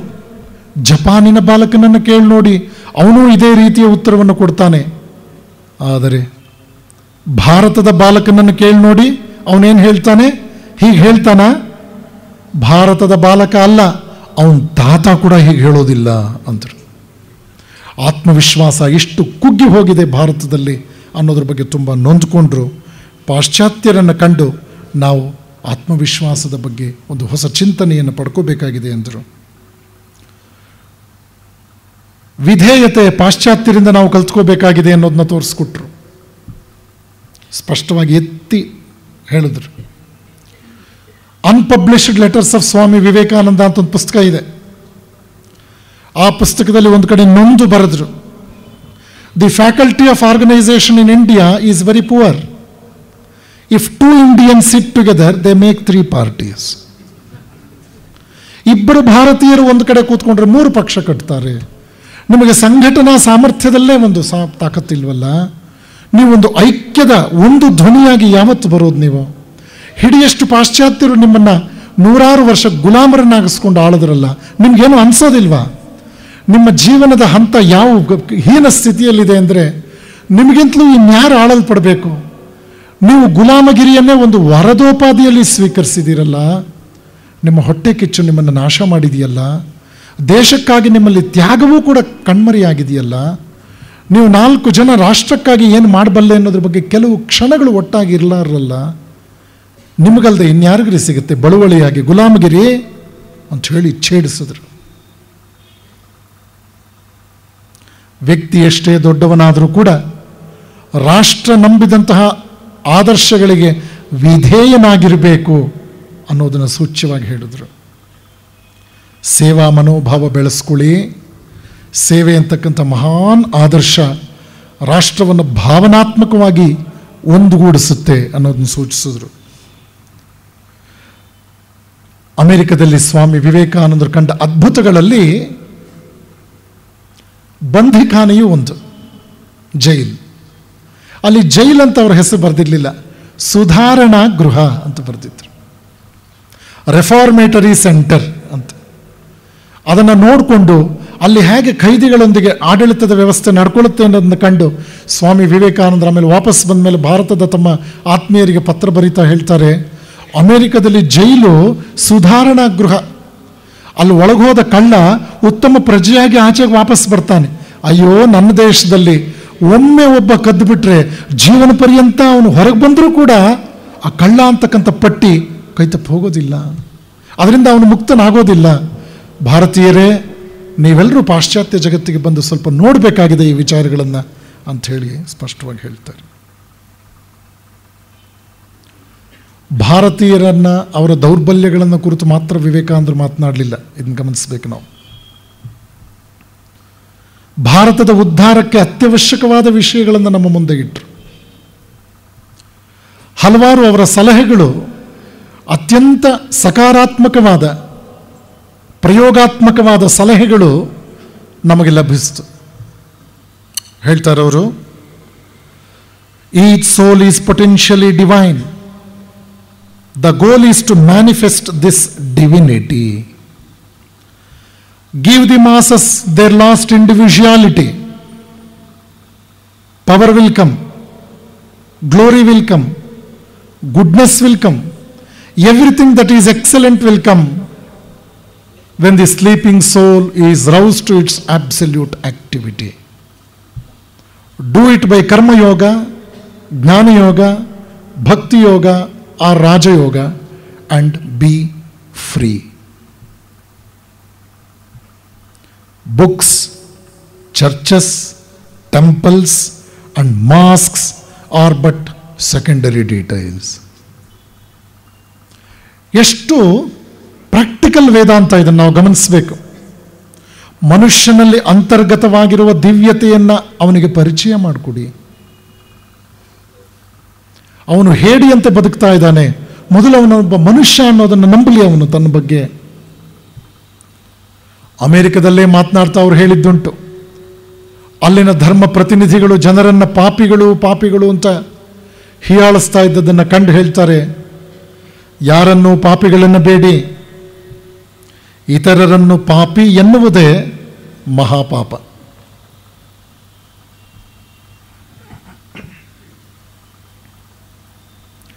ಸ್ವಾಮಿ ವಿವೇಕಾನಂದರು ಜನಸಾಮಾನ್ಯರನ್ನು ಮೇಲೆತ್ತೋ ವಿಷಯದಲ್ಲಿ ಆ ಮಾತನ್ನು ಹೇಳಿದರು.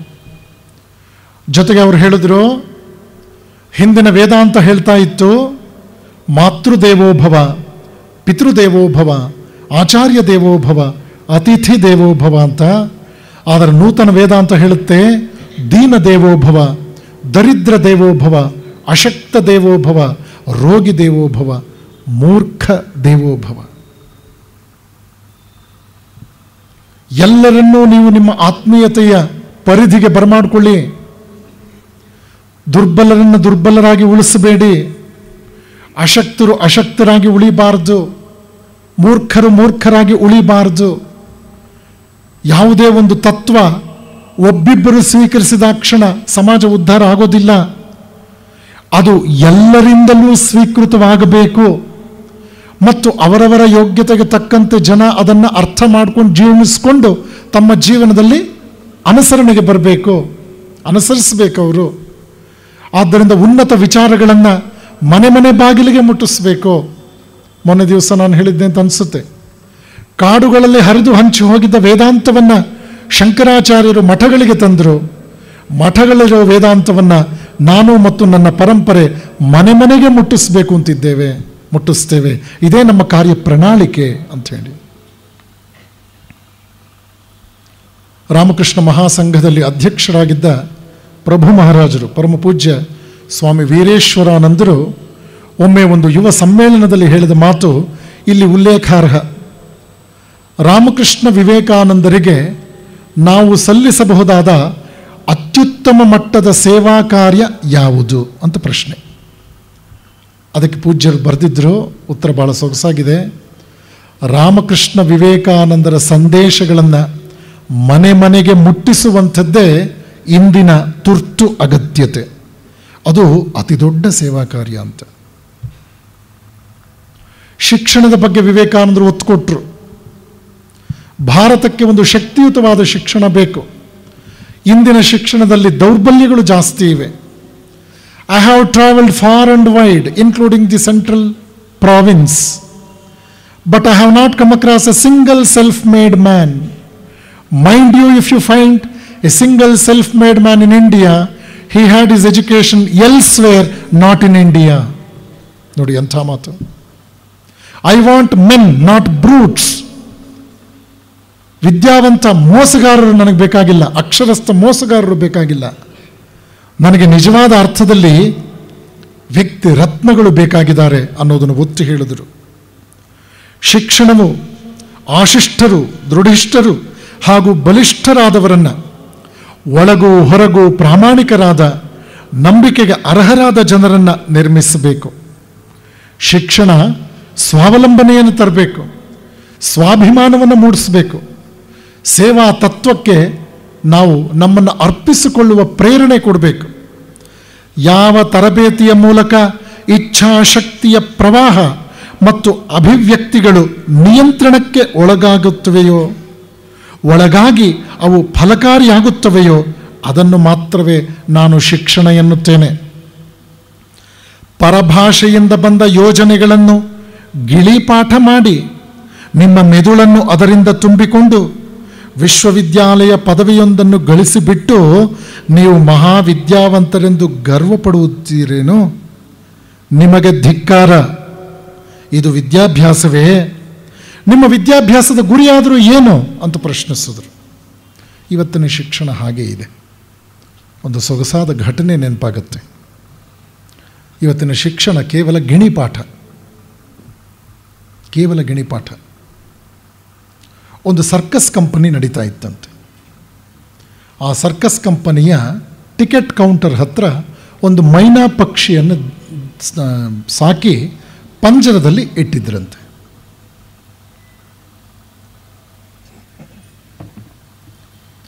ಟಿಕೆಟ್ ಪಡೆಯೋದಕ್ಕೆ ಕೌಂಟರ್ ಬಳಿಗೆ ಬಂದ ಜನರ ನೂಕು ನುಗ್ಗಲನ್ನು ಕಂಡು ಆ ಟಿಕೆಟ್ ಕೌಂಟರ್ನಲ್ಲಿದ್ದಂಥ ಒಬ್ಬ ಮುಖ್ಯಸ್ಥ ಹೇಳ್ತಾ ಇದ್ದಂತೆ, come in a queue, one at a time, come in a queue, one at a time. ಈ ಮೈನಾ ಪಕ್ಷಿ ಅದನ್ನು ಕೇಳ್ತಾ ನಿಮಗೆಲ್ಲ ಗೊತ್ತಿರಬಹುದು, ಮೈನಾ ಪಕ್ಷಿ ಅಷ್ಟು ಅದ್ಭುತವಾಗಿ ಇಮಿಟೇಟ್ ಮಾಡುತ್ತೆ.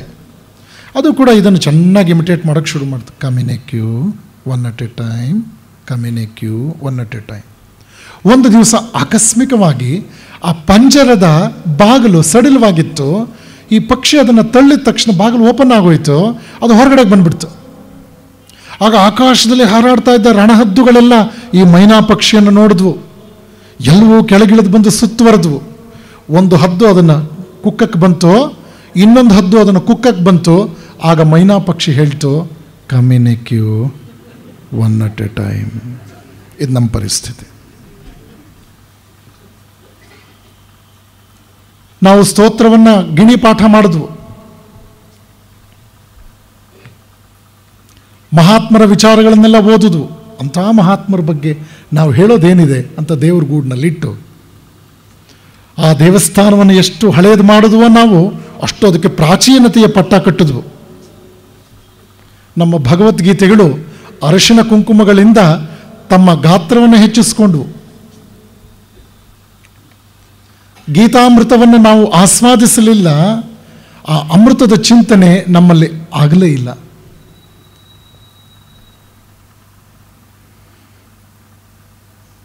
ಪಾಶ್ಚಾತ್ಯರ ಶಿಕ್ಷಣ ಇಂದು ನಮ್ಮನ್ನು ಯಾವ ಸ್ಥಿತಿಗೆ ತಂದಿದೆ? ವಿವೇಕಾನಂದರು ಹೇಳ್ತಾರೆ, ಶಿಕ್ಷಣದ ಬಗ್ಗೆ ಎಷ್ಟು ತಲೆ ಕೆಡಿಸ್ಕೊಂಡಿದ್ದಾರೆ ಸ್ವಾಮೀಜಿ, ಗಮನಿಸಿ ನೀವು ಇದನ್ನು. ಮಗು ಶಾಲೆಗೆ ಹೋದೊಡನೆ ಕಲಿಯುವುದೇ ಮೊದಲು ನಿನ್ನ ತಂದೆ ಮೂರ್ಖ, ತಾತ ಹುಚ್ಚ, ಗುರುಗಳೆಲ್ಲ ಆಷಾಢಭೂತಿಗಳು ಮತ್ತು ಪವಿತ್ರ ಶಾಸ್ತ್ರಗಳು ಸುಳ್ಳಿನ ಕಂತೆ ಎಂದು. 16ನೇ ವಯಸ್ಸಿಗಾಗಲೇ ನಮ್ಮ ಮಗುವಿನಲ್ಲಿ ನಿಷೇಧಾತ್ಮಕ ಪ್ರವೃತ್ತಿ ಬೆಳೆದಿರುತ್ತದೆ. ಸಂದರ್ಭೋಚಿತವಾಗಿ ಹೇಳ್ತೇನೆ, ಇವತ್ತಿನ ಸಂಶೋಧನೆ ಭಾರತದ ಶಿಕ್ಷಣ ಕ್ಷೇತ್ರವನ್ನು ಕುರಿತಾಗಿ ಆಗಿದೆ. 5ನೇ ವಯಸ್ಸಿನಲ್ಲಿ ಭಾರತದ ಮಗು ಜಗತ್ತಿನಲ್ಲೇ ಅತ್ಯಂತ ಬುದ್ಧಿವಂತ ಮಗು. 16ನೇ ವಯಸ್ಸಿಗಾಗಲೇ 10 ವರ್ಷ ವಿದ್ಯಾಭ್ಯಾಸ ಮಾಡಿದ ನಂತರ ಭಾರತೀಯ ಮಗು ಈ ಜಗತ್ತಿನಲ್ಲಿ 28ನೇ ಸ್ಥಾನಕ್ಕೆ ಹೋಗುತ್ತೆ.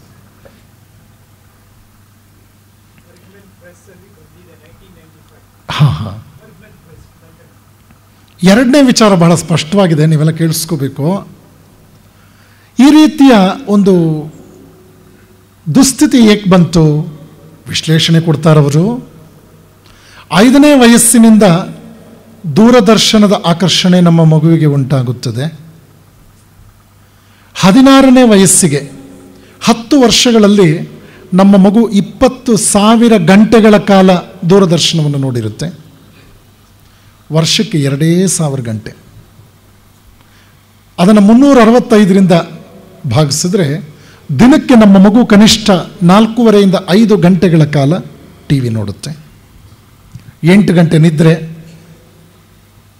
8 ಗಂಟೆ ಶಾಲೆ, 5 ಗಂಟೆ ಟಿ ವಿ,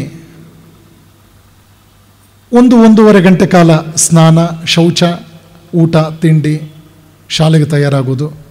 ಇನ್ನು ನಮ್ಮ ಪುಸ್ತಕಕ್ಕೆ ಬೇಸರವಾಗಬಾರ್ದು ಅಂತ ದಿನಕ್ಕೆ ಓದೋದು 1 ಗಂಟೆ. ಇದರಲ್ಲಿ ನಮ್ಮ ಮಗು ಏನು ನೋಡ್ತು ಅನ್ನೋದ್ರ ಬಗ್ಗೆ ಮುಂದಿನ ವಾಕ್ಯವನ್ನು ವಿವರಿಸ್ತಾರೆ. ಸುಮಾರು 10,000ರಿಂದ 12,000 ಕಳ್ಳತನಗಳು, 8,000ರಿಂದ 10,000 ಕೊಲೆಗಳು, 6,000ರಿಂದ 8,000 ಅತ್ಯಾಚಾರಗಳು. 16ನೇ ವಯಸ್ಸಿಗಾಗಲೇ ನಮ್ಮ ಮಗು 6,000 ಅತ್ಯಾಚಾರ, 8,000 ಕೊಲೆ, 10,000 ದರೋಡೆಯನ್ನು ನೋಡಿದರೆ ನಿಮ್ಮ ಮಗು ಯಾವ ಭಾರತ ರತ್ನ ಆಗಬೇಕು? ಹೇಗಾಗುತ್ತದೆ?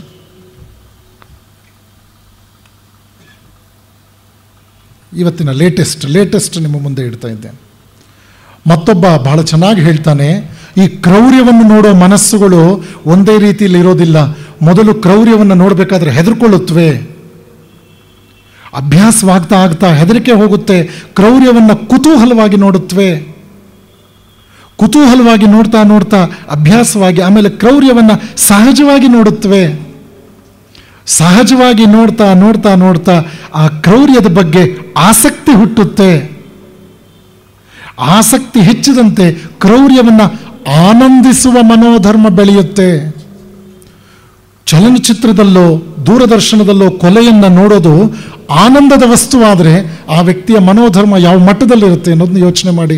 ಸಮಯದ ಅಭಾವ ಹೆಚ್ಚು ಬೆಳೆಸೋಲ್ಲ. ನಿಷೇಧಾತ್ಮಕವಾದ ವಿದ್ಯಾಭ್ಯಾಸ ಅಥವಾ ನಿಷೇಧಾತ್ಮಕವಾದ ಭಾವನೆಗಳ ಮೇಲೆ ನಿಂತ ಯಾವ ಶಿಕ್ಷಣವೂ ಕೂಡ ಮೃತ್ಯುವಿಗಿಂತ ಹಾನಿಕರ. ವಿವೇಕಾನಂದರು ಕೊಟ್ಟ ವಿಚಾರ. ಆದ್ದರಿಂದ ರಾಷ್ಟ್ರದ ಬಗ್ಗೆ ಭಕ್ತಿ ಮೂಡಿಸುವಂತಹ, ನಮ್ಮ ರಾಷ್ಟ್ರದ ಶ್ರೇಷ್ಠ ಪರಂಪರೆಯ ಬಗ್ಗೆ ಗೌರವ ಆದರಗಳನ್ನು ಮೂಡಿಸುವಂತಹ ಶಿಕ್ಷಣವನ್ನು ನಾವು ಹೆಚ್ಚು ಒತ್ತು ಕೊಡಬೇಕು ಅನ್ನೋದನ್ನ ಹೇಳ್ತಾರೆ. ಜೀವನ ನಿರ್ಮಾಣ ಮಾಡುವಂತಹ, ಪುರುಷ ಸಿಂಹರನ್ನು ನಿರ್ಮಿಸುವ, ಶೀಲ ಸಂಪತ್ತಿಗೆ ಸಹಾಯ ಮಾಡುವ ವಿಚಾರಗಳನ್ನು ಯಾವ ಕ್ರಮ ಒದಗಿಸುತ್ತದೆಯೋ ಅಂತಹ ಶಿಕ್ಷಣ ನಮಗೆ ಅತ್ಯವಶ್ಯಕ. ಯಾವುದು ನಿಮ್ಮನ್ನು ದೈಹಿಕವಾಗಿ, ಬೌದ್ಧಿಕವಾಗಿ ಮತ್ತು ಮಾನಸಿಕವಾಗಿ ದುರ್ಬಲರನ್ನಾಗಿ ಮಾಡುತ್ತದೆಯೋ ಅಂತಹ ಶಿಕ್ಷಣವನ್ನು ವಿಷದಂತೆ ತ್ಯಜಿಸಿಬಿಡಿ ಅಂತ ಎಚ್ಚರಿಕೆಯನ್ನು ಕೊಡ್ತಾರೆ. ವಿದ್ಯಾಭ್ಯಾಸವೆಂದರೆ ವ್ಯಕ್ತಿತ್ವ ನಿರ್ಮಾಣ, ವ್ಯಕ್ತಿತ್ವ ನಿರ್ಮಾಣವೆಂದರೆ ಚಾರಿತ್ರ್ಯ ನಿರ್ಮಾಣ. ರಾಷ್ಟ್ರ ನಿರ್ಮಾಣ ಯಶಸ್ವಿಯಾಗುವುದು ಚಾರಿತ್ರ್ಯವಂತ ವ್ಯಕ್ತಿಗಳಿಂದ ಮಾತ್ರ.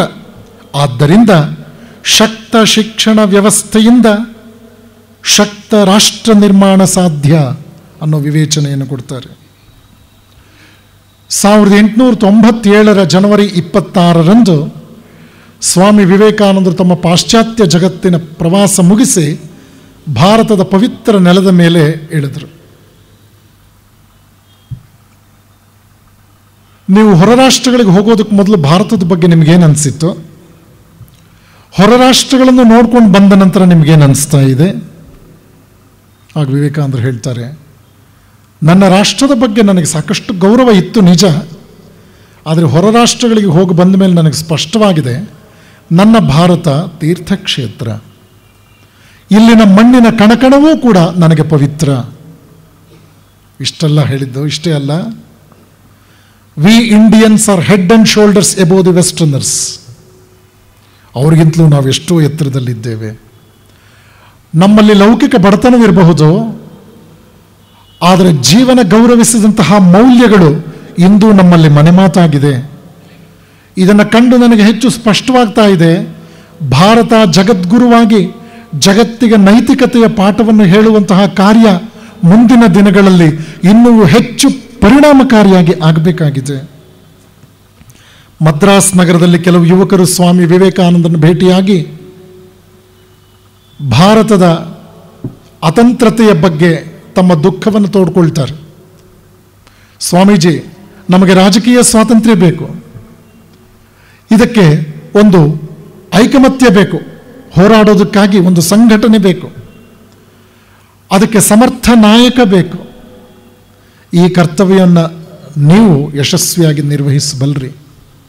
ನೀವು ನಮ್ಮ ನಾಯಕರಾಗಬೇಕು. ನಿಮ್ಮ ಆದೇಶದಂತೆ ನಾವು ನಡೀತೇವೆ. ಇಡೀ ಪಾಶ್ಚಾತ್ಯ ಜಗತ್ತು ನಿಮ್ಮನ್ನು ಒಪ್ಪಿಕೊಂಡಿದೆ. ನಾವು ಭಾರತೀಯರು ನಿಮ್ಮನ್ನು ನಾಯಕನನ್ನಾಗಿ ಮುಂಚೂಣಿಯಲ್ಲಿ ಇಟ್ಕೊಂಡು ಹೋರಾಡೋಣ ಅಂತ ಹೇಳಿದಾಗ ನಿಮಗೆಲ್ಲ ಈ ನಾಯಕತ್ವದ ವಿಚಾರ ಎಲ್ಲ ಅರ್ಥ ಆಗಿದೆ. ಸಾಕು, ನೀವು ವಿಶ್ರಾಂತಿ ಮಾಡಿಂದರೂ ಕೂಡ ಇಲ್ಲ, ಇನ್ನೊಂಚೂರು ನಾಯಕತ್ವ ನಾನು ಮಾಡಿಬಿಡ್ತೀನಿ ಅನ್ನೋರ ಸಂಖ್ಯೆನೇ ಜಾಸ್ತಿ. ವಿವೇಕಾನಂದರು ಏನು ಹೇಳ್ತಾರೆ?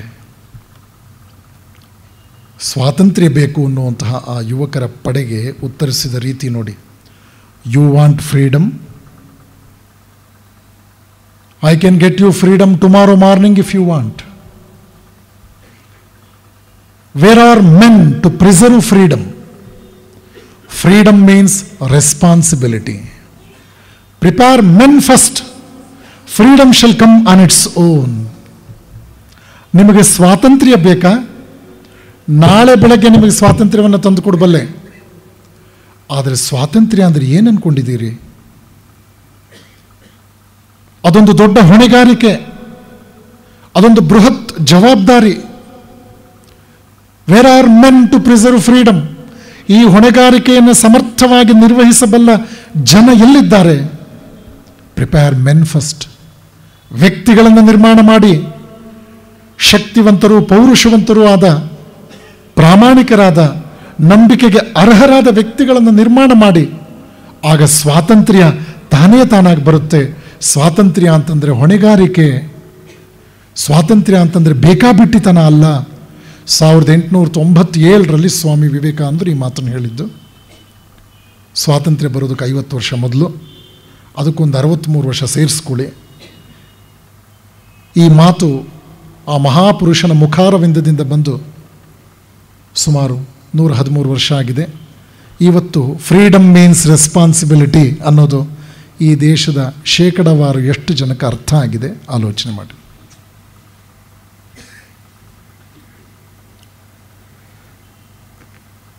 ಮನುಷ್ಯನನ್ನು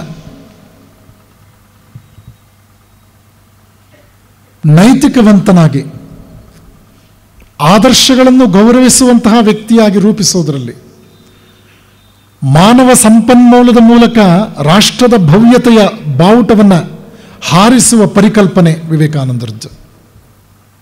ಅವ್ರು ಹೇಳ್ತಾರೆ, if a man with an ideal commits 500 mistakes, a man without an ideal will commit 50,000 mistakes. ಆದರ್ಶ ಹೊತ್ತ ವ್ಯಕ್ತಿ 500 ತಪ್ಪು ಮಾಡಿದ್ರೆ, ಆದರ್ಶವಿಲ್ಲದ ವ್ಯಕ್ತಿ 50,000 ತಪ್ಪು ಮಾಡ್ತಾನೆ. ಆದ್ದರಿಂದ ಆದರ್ಶದಿಂದ ನೀವು ಆ ಕಡೆ ಈ ಕಡೆ ಸರಿದಾಡಬೇಡಿ. 100 ಸಲ ನೀವು ಸೋತರೂ ಕೂಡ 101ನೇ ಸಲ ನಿಮ್ಮ ಪ್ರಯತ್ನವನ್ನು ಮಾಡಿ. Great things are achieved by great sacrifices. ಇದನ್ನು ಒತ್ತಿ ಒತ್ತಿ ಹೇಳಿದರು. ಎಂಥ ಆತ್ಮವಿಶ್ವಾಸದ ಮಾತನ್ನು ಹೇಳ್ತಾರೆ ಇಲ್ಲಿ ಗಮನಿಸಿ. Man never moves from error to truth, he moves from truth to truth, of course from lower truth to higher truth. ಇದನ್ನೇ ನಿಮ್ಮ ವಿಜ್ಞಾನ ವಿಕಾಸ ಅಂತ ಕರೆದದ್ದು. ಇದನ್ನೇ ಒಬ್ಬ ಬುದ್ಧ ಹೇಳಿದ್ದು. 100 ಜನ್ಮಗಳಲ್ಲಿ ನಾನು ಮನುಷ್ಯನಾಗಿದ್ದೆ, 30ಕ್ಕೂ ಹೆಚ್ಚು ಜನ್ಮಗಳಲ್ಲಿ ನಾನು ಸನ್ಯಾಸಿಯಾಗಿದ್ದೆ, ಇವತ್ತು ಬುದ್ಧನಾಗಿದ್ದೇನೆ. ಇದನ್ನೇ ಶ್ರೀಕೃಷ್ಣ ಅರ್ಜುನನಿಗೆ ಹೇಳಿದ್ದು. ನನಗೂ ನಿನಗೂ ಹಲವಾರು ಜನ್ಮಗಳಿದ್ವು, ಅದು ನನಗೆ ನೆನಪಿದೆ, ಆದರೆ ನಿನಗೆ ನೆನಪಿಲ್ಲ. ಈ ಜನ್ಮಗಳು ಅಂತಕ್ಕಂಥದ್ದು ವಿಜ್ಞಾನ ಪ್ರತಿಪಾದಿಸುವ ವಿಕಾಸದ ಹಲವು ಮೆಟ್ಟಿಲುಗಳು. ಭೌತಿಕ ವಿಜ್ಞಾನ ಇಂದ್ರಿಯ ಗ್ರಾಹ್ಯ ಸತ್ಯವನ್ನು ಮಾತ್ರ ಕೊಡ್ತು. ಆದರೆ ಭಾರತೀಯ ವಿಜ್ಞಾನ ಇಂದ್ರಿಯ ಅತೀತವಾದ ಸತ್ಯವನ್ನು ನಮ್ಮ ಮುಂದೆ ಇಡ್ತು. That science which is beyond sense perception ಭಾರತೀಯರ ಹೆಗ್ಗಳಿಕೆ ಜಗತ್ತಿಗೆ ಕೊಟ್ಟದ್ದು. ಇದನ್ನು ವಿವೇಕಾನಂದರು ವಿವರಿಸಿದ್ರು. ನಿಮ್ಮ Darwin's theory of evolution amoeba ಮನುಷ್ಯನಾಗುವ ಹಂತದವರೆಗೆ ಮಾತ್ರ ವಿವರಿಸ್ತು. ಆದರೆ ಮನುಷ್ಯ ದೇವರಾಗುವ ವಿಷಯದಲ್ಲಿ ಭಾರತ ಅದ್ಭುತ ಮಾರ್ಗದರ್ಶನ ಕೊಟ್ಟಿದೆ. ಮನುಷ್ಯನಾದ ಮಾತ್ರಕ್ಕೆ ನಮ್ಮ ವಿಕಾಸ ಪರಿಸಮಾಪ್ತಿ ಆಗಲಿಲ್ಲ, ಮನುಷ್ಯ ದೇವರೇ ಆಗಬೇಕಾಗಿದೆ. ಪರಮಹಂಸರ ಭಾಷೆಯಲ್ಲಿ ಹೇಳಬೇಕು ಅಂತಂದರೆ, ಅಯಸ್ಕಾಂತದ ಸಂಪರ್ಕಕ್ಕೆ ಬಂದ ಕಬ್ಬಿಣವೂ ಅಯಸ್ಕಾಂತವಾಗುವಂತೆ. ಪಗಡೆಕಾಯಿ ಎಲ್ಲ ಮನೆಗಳ ಮೂಲಕವೂ ಹಾದು ಹೋಗಿ ಹಣ್ಣಾಗಬೇಕು. ರಂಗೋಲಿಯಲ್ಲಿ ಒಂದು ಚುಕ್ಕೆ ಆ ಕಡೆ ಈ ಕಡೆ ಸರಿದ್ರು ರಂಗೋಲಿಯ ಅಂದ ಕೆಡುತ್ತದೆ. ಇದೆಲ್ಲ ಮಾತುಗಳು ಜೀವನದ ಪರಿಪೂರ್ಣತೆಯನ್ನು ಸಾಧಿಸುವ ವಿಷಯದಲ್ಲಿ ಮಹಾತ್ಮರು ನಮ್ಮ ಮುಂದೆ ಇಟ್ಟ ಎಚ್ಚರಿಕೆ ಮಾತುಗಳು. Freedom is the first step for growth. ಸತ್ಯಾನ್ವೇಷಣೆಯೇ ಶಕ್ತಿಯ ಚಿಹ್ನೆ, ವಿವೇಕಾನಂದರು ಕೊಟ್ಟ ಮಾತು. Truth does not pay homage to any society, ancient or modern. Society has to pay homage to truth or die. ಸತ್ಯವನ್ನ ಇತರ ವಸ್ತುಗಳಿಗಾಗಿ ದೂರ ಸರಿಸಬಾರದು. ಸಮಾಜ ಸತ್ಯದ ಮಟ್ಟಕ್ಕೆ ಏರಬೇಕು. ಸತ್ಯವನ್ನು ತನ್ನ ಮಟ್ಟಕ್ಕೆ ಜಗ್ಗಿಸ್ಕೊಂಡ್ರೆ ಆ ಸಮಾಜ ಸತ್ತು ಹೋಗುತ್ತೆ, ನಾಶವಾಗುತ್ತೆ. ಯಾವ ಸಮಾಜದಲ್ಲಿ ಶ್ರೇಷ್ಠವಾದ ಚಿಂತನೆಗಳು ಪುರಸ್ಕರಿಸಲ್ಪಡುತ್ತವೋ, ಪೋಷಿಸಲ್ಪಡುತ್ತವೋ, ಆ ಸಮಾಜ ಜೀವಂತಿಕೆಯನ್ನು ಕಾಪಾಡಿಕೊಳ್ಳುತ್ತೆ. ಸತ್ಯದ ಬಗ್ಗೆ ಇಂಥ ಮಾತುಗಳನ್ನೆಲ್ಲ ಹೇಳಿದರು. ಸತ್ಯವನ್ನು ಮತ್ತಾವುದಕ್ಕೂ ತ್ಯಾಗ ಮಾಡಲಾಗದು, ಸತ್ಯಕ್ಕಾಗಿ ಏನು ಬೇಕಾದರೂ ತ್ಯಾಗ ಮಾಡಬಹುದು ಅನ್ನೋ ಒಂದು ಅದ್ಭುತ ಸತ್ಯವನ್ನು ನಮ್ಮ ಮುಂದೆ ಇಟ್ಟರು. ವ್ಯಕ್ತಿಯಾಗಲಿ ಅಥವಾ ರಾಷ್ಟ್ರವಾಗಲಿ ಏಳ್ಗೆಯನ್ನು ಸಾಧಿಸಲು 3 ಪ್ರಮುಖ ವಿಚಾರಗಳು ಅತ್ಯವಶ್ಯಕ. Conviction of power of goodness, ಒಳ್ಳೆಯತನ ಶಕ್ತಿಯಲ್ಲಿ ಅಚಲ ನಂಬಿಕೆ. Absence of jealousy and hatredness, ಅಸೂಯೆ ಅನುಮಾನಗಳು ಇಲ್ಲದಿರುವುದು. Helping those who are good and who can do good, ಒಳ್ಳೆಯರಾಗುವುದಕ್ಕೆ ಮತ್ತು ಒಳ್ಳೆಯದನ್ನು ಮಾಡುವುದಕ್ಕೆ ಪ್ರಯತ್ನ ಪಡುತ್ತಿರುವವರಿಗೆ ಸಹಾಯವನ್ನು ಮಾಡುವುದು. ಈ 3 ವ್ಯಕ್ತಿಯಾಗಲಿ ಅಥವಾ ರಾಷ್ಟ್ರವಾಗಲಿ ಮೇಲ್ಬರುವುದಕ್ಕೆ ಅತ್ಯವಶ್ಯಕವಾದ ವಿಚಾರಗಳು. ಭಾರತದ ಪುನರುತ್ಥಾನಕ್ಕೆ ವಿವೇಕಾನಂದರು ಕೊಟ್ಟ ಮಾರ್ಗದರ್ಶನದ ಮಾತಿದು. ಒಳ್ಳೆಯತನದ ಶಕ್ತಿಯಲ್ಲಿ ನಂಬಿಕೆ ಇಟ್ಕೊಳ್ಳಿ, ಒಳ್ಳೆಯತನದ ಶಕ್ತಿಯಲ್ಲಿ ನಂಬಿಕೆ ಬೆಳೆಸ್ಕೊಳ್ಳಿ. ಪ್ರಿನ್ಸಿಪಲ್ ಆಫ್ ಪಾಸಿಟಿವ್ ಥಿಂಕಿಂಗ್ ಅಂದರೆ ಇದೆ. ಸತ್ಯಕ್ಕಾಗಿ ಬದುಕಿ, ಸತ್ಯಕ್ಕಾಗಿ ತ್ಯಾಗ ಮಾಡಿ. ನೀವೆಲ್ಲ ಪಾಶ್ಚಾತ್ಯ ಚಿಂತಕರ ಬಗ್ಗೆ ಒಂದೆರಡು ಮಾತು ಕೇಳಬಹುದು. ಡೇಲ್ ಕಾರ್ನೆಗೆ ಅಂತಕ್ಕಂಥವನು how to stop worrying and start living ಅಂತ ಒಂದು ಪುಸ್ತಕ ಬರೆದ.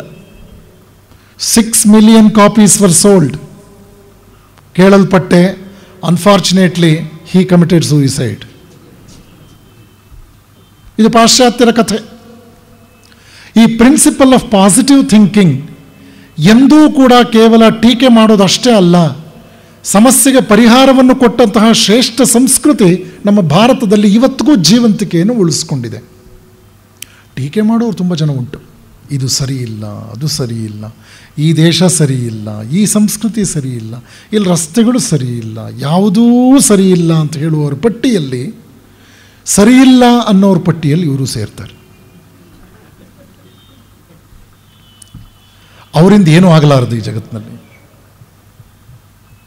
ಖಂಡಿತವಾಗಿ ಏನೂ ಆಗಲಾರದು. ಈ ನಿಟ್ಟಿನಲ್ಲಿ ಸರಿ ಮಾಡೋದಕ್ಕೆ ಅವರ ಪ್ರಯತ್ನ ಏನು ಅನ್ನೋದು ಬಹಳ ಮುಖ್ಯ. ಟೀಕೆಗಳನ್ನು ಅತ್ಯಂತ ದೊಡ್ಡ ಧ್ವನಿಯಲ್ಲಿ ಉಚ್ಚರಿಸುವಂಥದ್ದೇ ಸ್ವಾತಂತ್ರ್ಯವೋ? ಅನರ್ಥಕಾರಿ ಅದು. ವಿವೇಕಾನಂದರು ಹೇಳ್ತಾರೆ, ಒಳ್ಳೆಯತನದ ಶಕ್ತಿಯಲ್ಲಿ ಅಚಲ ನಂಬಿಕೆ ಬೆಳೆಸ್ಕೊಳ್ಳಿ, ಅಸೂಯೆ ಅನುಮಾನಗಳನ್ನು ದೂರ ಇಡಿ, ಒಳ್ಳೆಯವರಾಗುವುದಕ್ಕೆ ಮತ್ತು ಒಳ್ಳೆಯದನ್ನು ಮಾಡುವುದಕ್ಕೆ ಯಾರ್ಯಾರು ಪ್ರಯತ್ನ ಮಾಡ್ತಾ ಇದ್ದಾರೋ ಅವರಿಗೆ ಯಥೇಚ್ಛವಾಗಿ ಸಹಾಯ ಮಾಡಿ. ಇವತ್ತು ನಮ್ಮ ಗೋಖಲೆ ವಿಚಾರ ಸಂಸ್ಥೆ ಎಷ್ಟು ಅದ್ಭುತವಾದ ರೀತಿಯಲ್ಲಿ ಸತ್ಕಾರ್ಯ ಕೈಗೆತ್ತಿಕೊಂಡಿದೆ. ಮಾನವೀಯ ಸಮಾಜದಲ್ಲಿ ಮನುಷ್ಯನನ್ನು ಮಹಾತ್ಮನನ್ನಾಗಿಸೋದಕ್ಕೆ ಏನೆಲ್ಲ ಬೇಕೋ ಅದನ್ನು ಪೂರೈಸುವಂತಹ ಸರಸ್ವತಿ ಮಂದಿರವಾಗಿ ಈ ಸಂಸ್ಥೆ ಬೆಳೀತಾ ಇದೆ.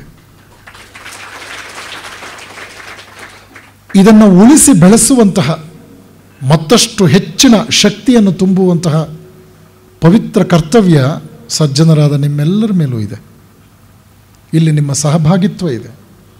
ಈ ಉನ್ನತ ವಿಚಾರಗಳ ಬೆಳವಣಿಗೆಗೆ ನಿಮ್ಮ ವೈಯಕ್ತಿಕವಾದ ನೀವು ತೊಡಗಿಸ್ಕೊಳ್ತಕ್ಕಂಥ ವಿಚಾರ ಈ ಮಹಾನ್ ಒಂದು ಆದರ್ಶವನ್ನು ಪೂಜ್ಯ ಡಿ ವಿ ಗುಂಡಪ್ಪನವರು ಯಾವ ಒಂದು ಮಹಾನ್ ಆದರ್ಶಕ್ಕಾಗಿ ಈ ಸಂಸ್ಥೆಯನ್ನು ಕಟ್ಟಿದ್ರೋ ಆ ಆದರ್ಶವನ್ನು ಇನ್ನೂ ಹೆಚ್ಚು ಶಕ್ತಿಯುತವಾಗಿ ಮುಂದುವರಿಸ್ಕೊಂಡು ಹೋಗ್ತಕ್ಕಂಥ ವಿಚಾರದಲ್ಲಿ ಸಮಾಜದ ಸಜ್ಜನರಾದ ನೀವು ಹೆಚ್ಚು ಬದ್ಧತೆಯನ್ನು ನಿಮ್ಮ ಕಡೆಯಿಂದ ಹೆಚ್ಚು ಹೆಚ್ಚು ಪ್ರಕಟಿಸಿಕೊಳ್ಳಬೇಕಾಗತ್ತೆ. ಭಾರತದ ಅವನತಿಗೆ ಸ್ತ್ರೀಯರ ನಿರ್ಲಕ್ಷ್ಯವೂ ಕಾರಣ ಅಂತ ವಿವೇಕಾನಂದರು ಹೇಳಿದ್ದು ನಾವು ನೆನಪು ಮಾಡಿಕೊಳ್ಳೋಣ. ಸ್ತ್ರೀಯರ ಬಗ್ಗೆ ಹೇಳ್ತಾರೆ ಅವರು, ಸ್ತ್ರೀಯರಿಗೆ ಶಿಕ್ಷಣ ಕೊಡಿ, ಶಿಕ್ಷಿತ ಸ್ತ್ರೀಯರು ತಮ್ಮ ಉದ್ಧಾರವನ್ನು ತಾವೇ ಮಾಡಿಕೊಳ್ತಾರೆ, ಶಿಕ್ಷಣ ಕೊಟ್ಟರೆ ಸಾಕು ಸ್ತ್ರೀಯರಿಗೆ, ಉಳಿದ ಎಲ್ಲ ಉದ್ಧಾರವನ್ನು ಅವರು ಗಮನಿಸ್ಕೊಳ್ತಾರೆ. ಇಷ್ಟು ಹೇಳಿದ್ದಲ್ಲೇ ಅಷ್ಟೇ ಅಲ್ಲ, the previous civilizations were built by men, the future civilizations will be built by women ಅಂತರು. ಹಿಂದಿನ ನಾಗರಿಕತೆಗಳನ್ನು ಪುರುಷರು ಕಟ್ಟಿದ್ದಾರೆ, ಮುಂದಿನ ನಾಗರಿಕತೆಗಳನ್ನು ಸ್ತ್ರೀಯರು ಕಟ್ತಾರೆ ಅನ್ನೋ ಅದ್ಭುತವಾದ ಭವಿಷ್ಯವನ್ನು ನೋಡಿದ್ರು. ಇವತ್ತು ಪ್ರಪಂಚದ ಎಲ್ಲ ಕ್ಷೇತ್ರಗಳಲ್ಲೂ ಕೂಡ ಸ್ತ್ರೀಯರ ಪಾತ್ರ ಗಮನೀಯವಾಗಿ ಬೆಳೆದಿದೆ. ರಾಮನಂತಹ ಎಷ್ಟೋ ಜನರು ಹಿಂದೆ ಇದ್ದಿರಬಹುದು, ಆದರೆ ಸೀತೆಯಂಥವರು ಮತ್ತೊಬ್ಬರಿಲ್ಲ. ಸೀತೆಯು ಭಾರತೀಯ ಸ್ತ್ರೀಯರ ಆದರ್ಶಮೂರ್ತಿ. ಭರತಖಂಡದಲ್ಲಿ ಎಲ್ಲ ಒಳ್ಳೆಯದಕ್ಕೆ, ಪರಿಶುದ್ಧವಾಗಿರುವುದಕ್ಕೆ ಸೀತೆ ಎಂದೇ ಹೆಸರು. ಎಲ್ಲೆಲ್ಲಿ ಒಳ್ಳೆಯದಿದೆಯೋ, ಏನೇನು ಪರಿಶುದ್ಧವಾದಿದೆಯೋ ಅದಕ್ಕೆ ಪರ್ಯಾಯ ಪದ ಸೀತೆ. ಸ್ತ್ರೀಯರಲ್ಲಿ ಯಾವುದನ್ನು ಸ್ತ್ರೀತ್ವ ಅಂತೇವಿಯೋ ಅದೇ ಸೀತೆ. ಆದ್ದರಿಂದ ಸ್ತ್ರೀಯರನ್ನು ಶಿಕ್ಷಣದ ಮೂಲಕ ಹೆಚ್ಚು ಶಕ್ತರನ್ನಾಗಿಸಿ ಸೀತೆ ಭಾರತೀಯ ನಾರಿಯರ ಆದರ್ಶವಾಗಲಿ. ಈ ಮಾತನ್ನು ಸ್ವಾಮಿ ವಿವೇಕಾನಂದರು ಅತ್ಯಂತ ಆತ್ಮವಿಶ್ವಾಸದಿಂದ ಬದ್ಧತೆಯಿಂದ ಹೇಳ್ತಾರೆ. ಯಾವುದೇ ಒಂದು ಕಾರ್ಯದ ಯಶಸ್ಸಿಗೆ ನಾವು ಗಮನಿಸ್ತೇವೆ. ಥಾಮಸ್ ಆಲ್ವಾ ಎಡಿಸನ್ ಕೂಡ ಒಂದು ಕಡೆ ಸೊಗಸಾಗಿ ಹೇಳ್ತಾನೆ, ಅವರ ಗ್ರೇಟೆಸ್ಟ್ ವೀಕ್ನೆಸ್ ಲೈಸ್ ಇನ್ ಗಿವಿಂಗ್ ಅಪ್ ಅಂತ. ನಮ್ಮ ವೈಫಲ್ಯಕ್ಕೆ ಕಾರಣ ಬಹಳ ಸುಲಭವಾಗಿ ಕೈ ಚೆಲ್ಲಿ ಕೂತ್ಕೊಂಡು ಬಿಡ್ತೇವೆ. ಆದರೆ ನಾನು ಯಾವಾಗ ಸೋತ್ನೋ ಆ ಕ್ಷಣದಲ್ಲಿ ಮತ್ತೆ ಪ್ರಯತ್ನ ಮಾಡ್ತಾ ಬಂದೆ. ಹೀಗಾಗಿ ಆವಿಷ್ಕಾರಗಳು ಆಕಸ್ಮಿಕವಲ್ಲ, ನಿರಂತರ ಪ್ರಯತ್ನಕ್ಕೆ ದೊರೆತ ವರಗಳು ಅಂತ ಹೇಳ್ದ. ಒಂದು ಎಕ್ಸ್ಪೆರಿಮೆಂಟ್ 1000 ಸಲ ಮಾಡ್ದ, ಅವನು ಫೇಲ್ಯೂರ್ ಆದ. 1001ನೇ ಸಲ ಮಾಡಿ ಸಕ್ಸಸ್ ಆದ. ಜನ ಕೇಳಿದ್ರು, ನಿನಗೆ ಬೇಜಾರಾಗಲಿಲ್ವೇ? 1000 ಟೈಮ್ಸ್ ಮಾಡಿದೆಯಲ್ಲ, ನಿನಗದೇನು ಯಾವುದೇ ರೀತಿಯಲ್ಲಿ ಬೇಸರ ತರಲಿಲ್ವೇ? ಅವನು ಹೇಳ್ದ, ಖಂಡಿತ ಇಲ್ಲ. ಯಾಕೆ? ನನಗೆ ಸ್ಪಷ್ಟವಾಗಿ ಗೊತ್ತಾಯಿತು, ಆ ಮೊದಲ 1000 ರೀತಿಗಳು ನಿಜವಾದ ಕ್ರಮ ಅಲ್ಲ ಅಂತ. 1001ನೇ ರೀತಿಯೇ ನಿಜವಾದ ಕ್ರಮ ಅಂತ ನನಗೆ ಅರ್ಥವಾಯಿತು ಅಂತ. ವಿವೇಕಾನಂದರು ಹೇಳ್ತಾರೆ, ಕಾರ್ಯ ಯಶಸ್ಸಿನ ಗುಟ್ಟು. Take up an idea, think of it, dream of it, let every blood cell reverberate with this wonderful idea, leave the rest aside, this is the secret of success. ಒಂದು ಆದರ್ಶವನ್ನು ಇಟ್ಕೊಳ್ಳಿ, ಅದನ್ನೇ ಆಲೋಚನೆ ಮಾಡ್ತಾ ಹೋಗಿ, ಅದನ್ನೇ ಕುರಿತಾಗಿ ಕನಸು ಕಾಣಿ. ನಿಮ್ಮ ರಕ್ತದ ಪ್ರತಿಯೊಂದು ಕಣಕಣವೂ ಅದೇ ಆದರ್ಶವನ್ನು ಚಡಪಡಿಸಲಿ.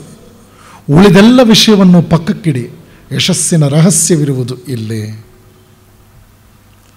ಒಂದು ಕಾರ್ಯವನ್ನು ಯಶಸ್ವಿಯಾಗಿ ಮಾಡಬೇಕು ಅಂತಂದರೆ 3 ಹಂತಗಳ ಮೂಲಕ ಹೋಗಬೇಕಾಗುತ್ತೆ. ಓ ಭಾರತೀಯರೇ, ನೀವೆಲ್ಲ ಶಕ್ತ ರಾಷ್ಟ್ರವನ್ನು ಕಟ್ಟಕ್ಕೆ ಹೊರಟಿದ್ದೀರಿ. ಈ 3 ಆಲೋಚನೆಗಳನ್ನು ನೆನಪಿನಲ್ಲಿ ಇಟ್ಕೊಳ್ಳಿ. Every great work has to pass through 3 stages: ridicule, opposition and acceptance. ಮೊದಲು ನೀವು ಮಾಡುವ ಕಾರ್ಯವನ್ನು ನೋಡಿ ಸಮಾಜ ನಿಮ್ಮನ್ನು ಮೂದಲಿಸುತ್ತದೆ, ರಿಡಿಕ್ಯೂಲ್. ಎರಡನೇದು ಅಪೋಸಿಷನ್, ನಿಮ್ಮನ್ನು ವಿರೋಧಿಸುತ್ತದೆ.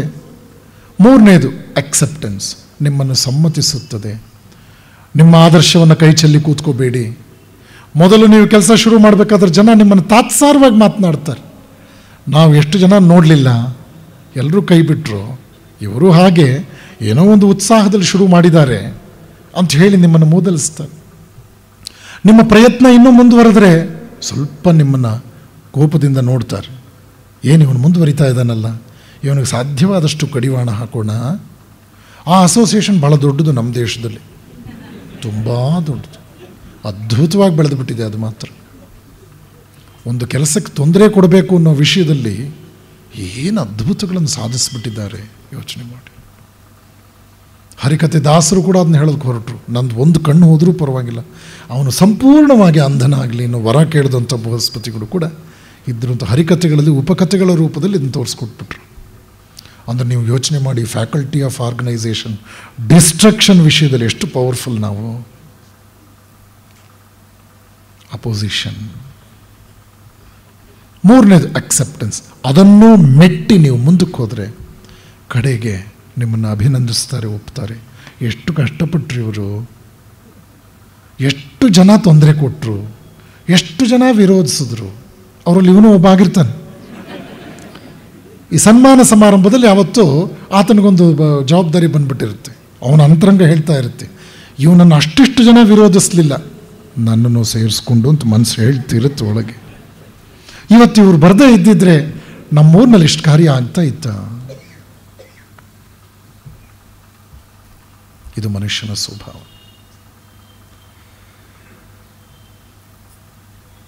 ಹಳೆಯ ವೇದಾಂತದ ಬಗ್ಗೆ ಹೇಳ್ತಾ ಸ್ವಾಮಿ ವಿವೇಕಾನಂದರು ಜನಸಾಮಾನ್ಯರನ್ನ ನಮ್ಮ ಜೊತೆಗೆ ಕರ್ಕೊಂಡು ಹೋಗಬೇಕು ಅನ್ನೋದ್ರ ಬಗ್ಗೆ ಬಹಳ ಸ್ಪಷ್ಟವಾಗಿ ಹೇಳ್ತಾರೆ. ಉಪನ್ಯಾಸದ ಕಡೆಯ ಭಾಗಕ್ಕೆ ನಾನು ಬಂದಿದ್ದೇನೆ. ಸಮಯದ ಒಂದು 2 ನಿಮಿಷ ಜಾಸ್ತಿ ತೆಗೆದುಕೊಳ್ತೇನೆ. ಸ್ವಾಮಿ ವಿವೇಕಾನಂದನ ಕುರಿತು ಜಗತ್ತಿನ ಜನ ಯಾವ ರೀತಿಯಲ್ಲಿ ತಮ್ಮ ಅಭಿಪ್ರಾಯಗಳನ್ನು ವ್ಯಕ್ತಪಡಿಸಿದರು ನಿಮಗೆಲ್ಲ ಗೊತ್ತಿದೆ. 1897ರಲ್ಲಿ ಸ್ವಾಮಿ ವಿವೇಕಾನಂದರು ಭವಿಷ್ಯ ನುಡಿದಿದ್ದರು, ಇನ್ನು 50 ವರ್ಷಗಳಲ್ಲಿ ಈ ರಾಷ್ಟ್ರಕ್ಕೆ ಸ್ವಾತಂತ್ರ್ಯ ಬರುತ್ತೆ. ಕರೆಕ್ಟಾಗಿ 50 ವರ್ಷಕ್ಕೆ ಸ್ವಾತಂತ್ರ್ಯ ಬಂತು. ಇದು ದಾಖಲಾಗಿದೆ. ಸ್ವಿಟ್ಜರ್ಲ್ಯಾಂಡಲ್ಲಿ ರವೀಂದ್ರನಾಥ ಟ್ಯಾಗೂರ್ ಅವರನ್ನು ಫ್ರಾನ್ಸ್ ದೇಶದ ನೊಬೆಲ್ ಪ್ರೈಸ್ ವಿನ್ನರ್ ರೋಮಾ ರೋಲಾ ಭೇಟಿಯಾಗಿದ್ದರು. ಆತ ಟ್ಯಾಗೂರ್ ಅವರನ್ನು ಕೇಳಿದ್ರು, ಭಾರತವನ್ನು ಕುರಿತು ನಾನೊಂದು ಪುಸ್ತಕ ಬರೀಬೇಕು ಅಂತಿದ್ದೇನೆ, ನನಗೆ ಸ್ವಲ್ಪ ಮಾಹಿತಿ ಬೇಕಲ್ಲ. ಆಗ ರವೀಂದ್ರನಾಥ ಟ್ಯಾಗೂರ್ ಥಟ್ಟನೆ ಉತ್ತರಿಸಿದ್ರು, if you want to know India, study Swami Vivekananda.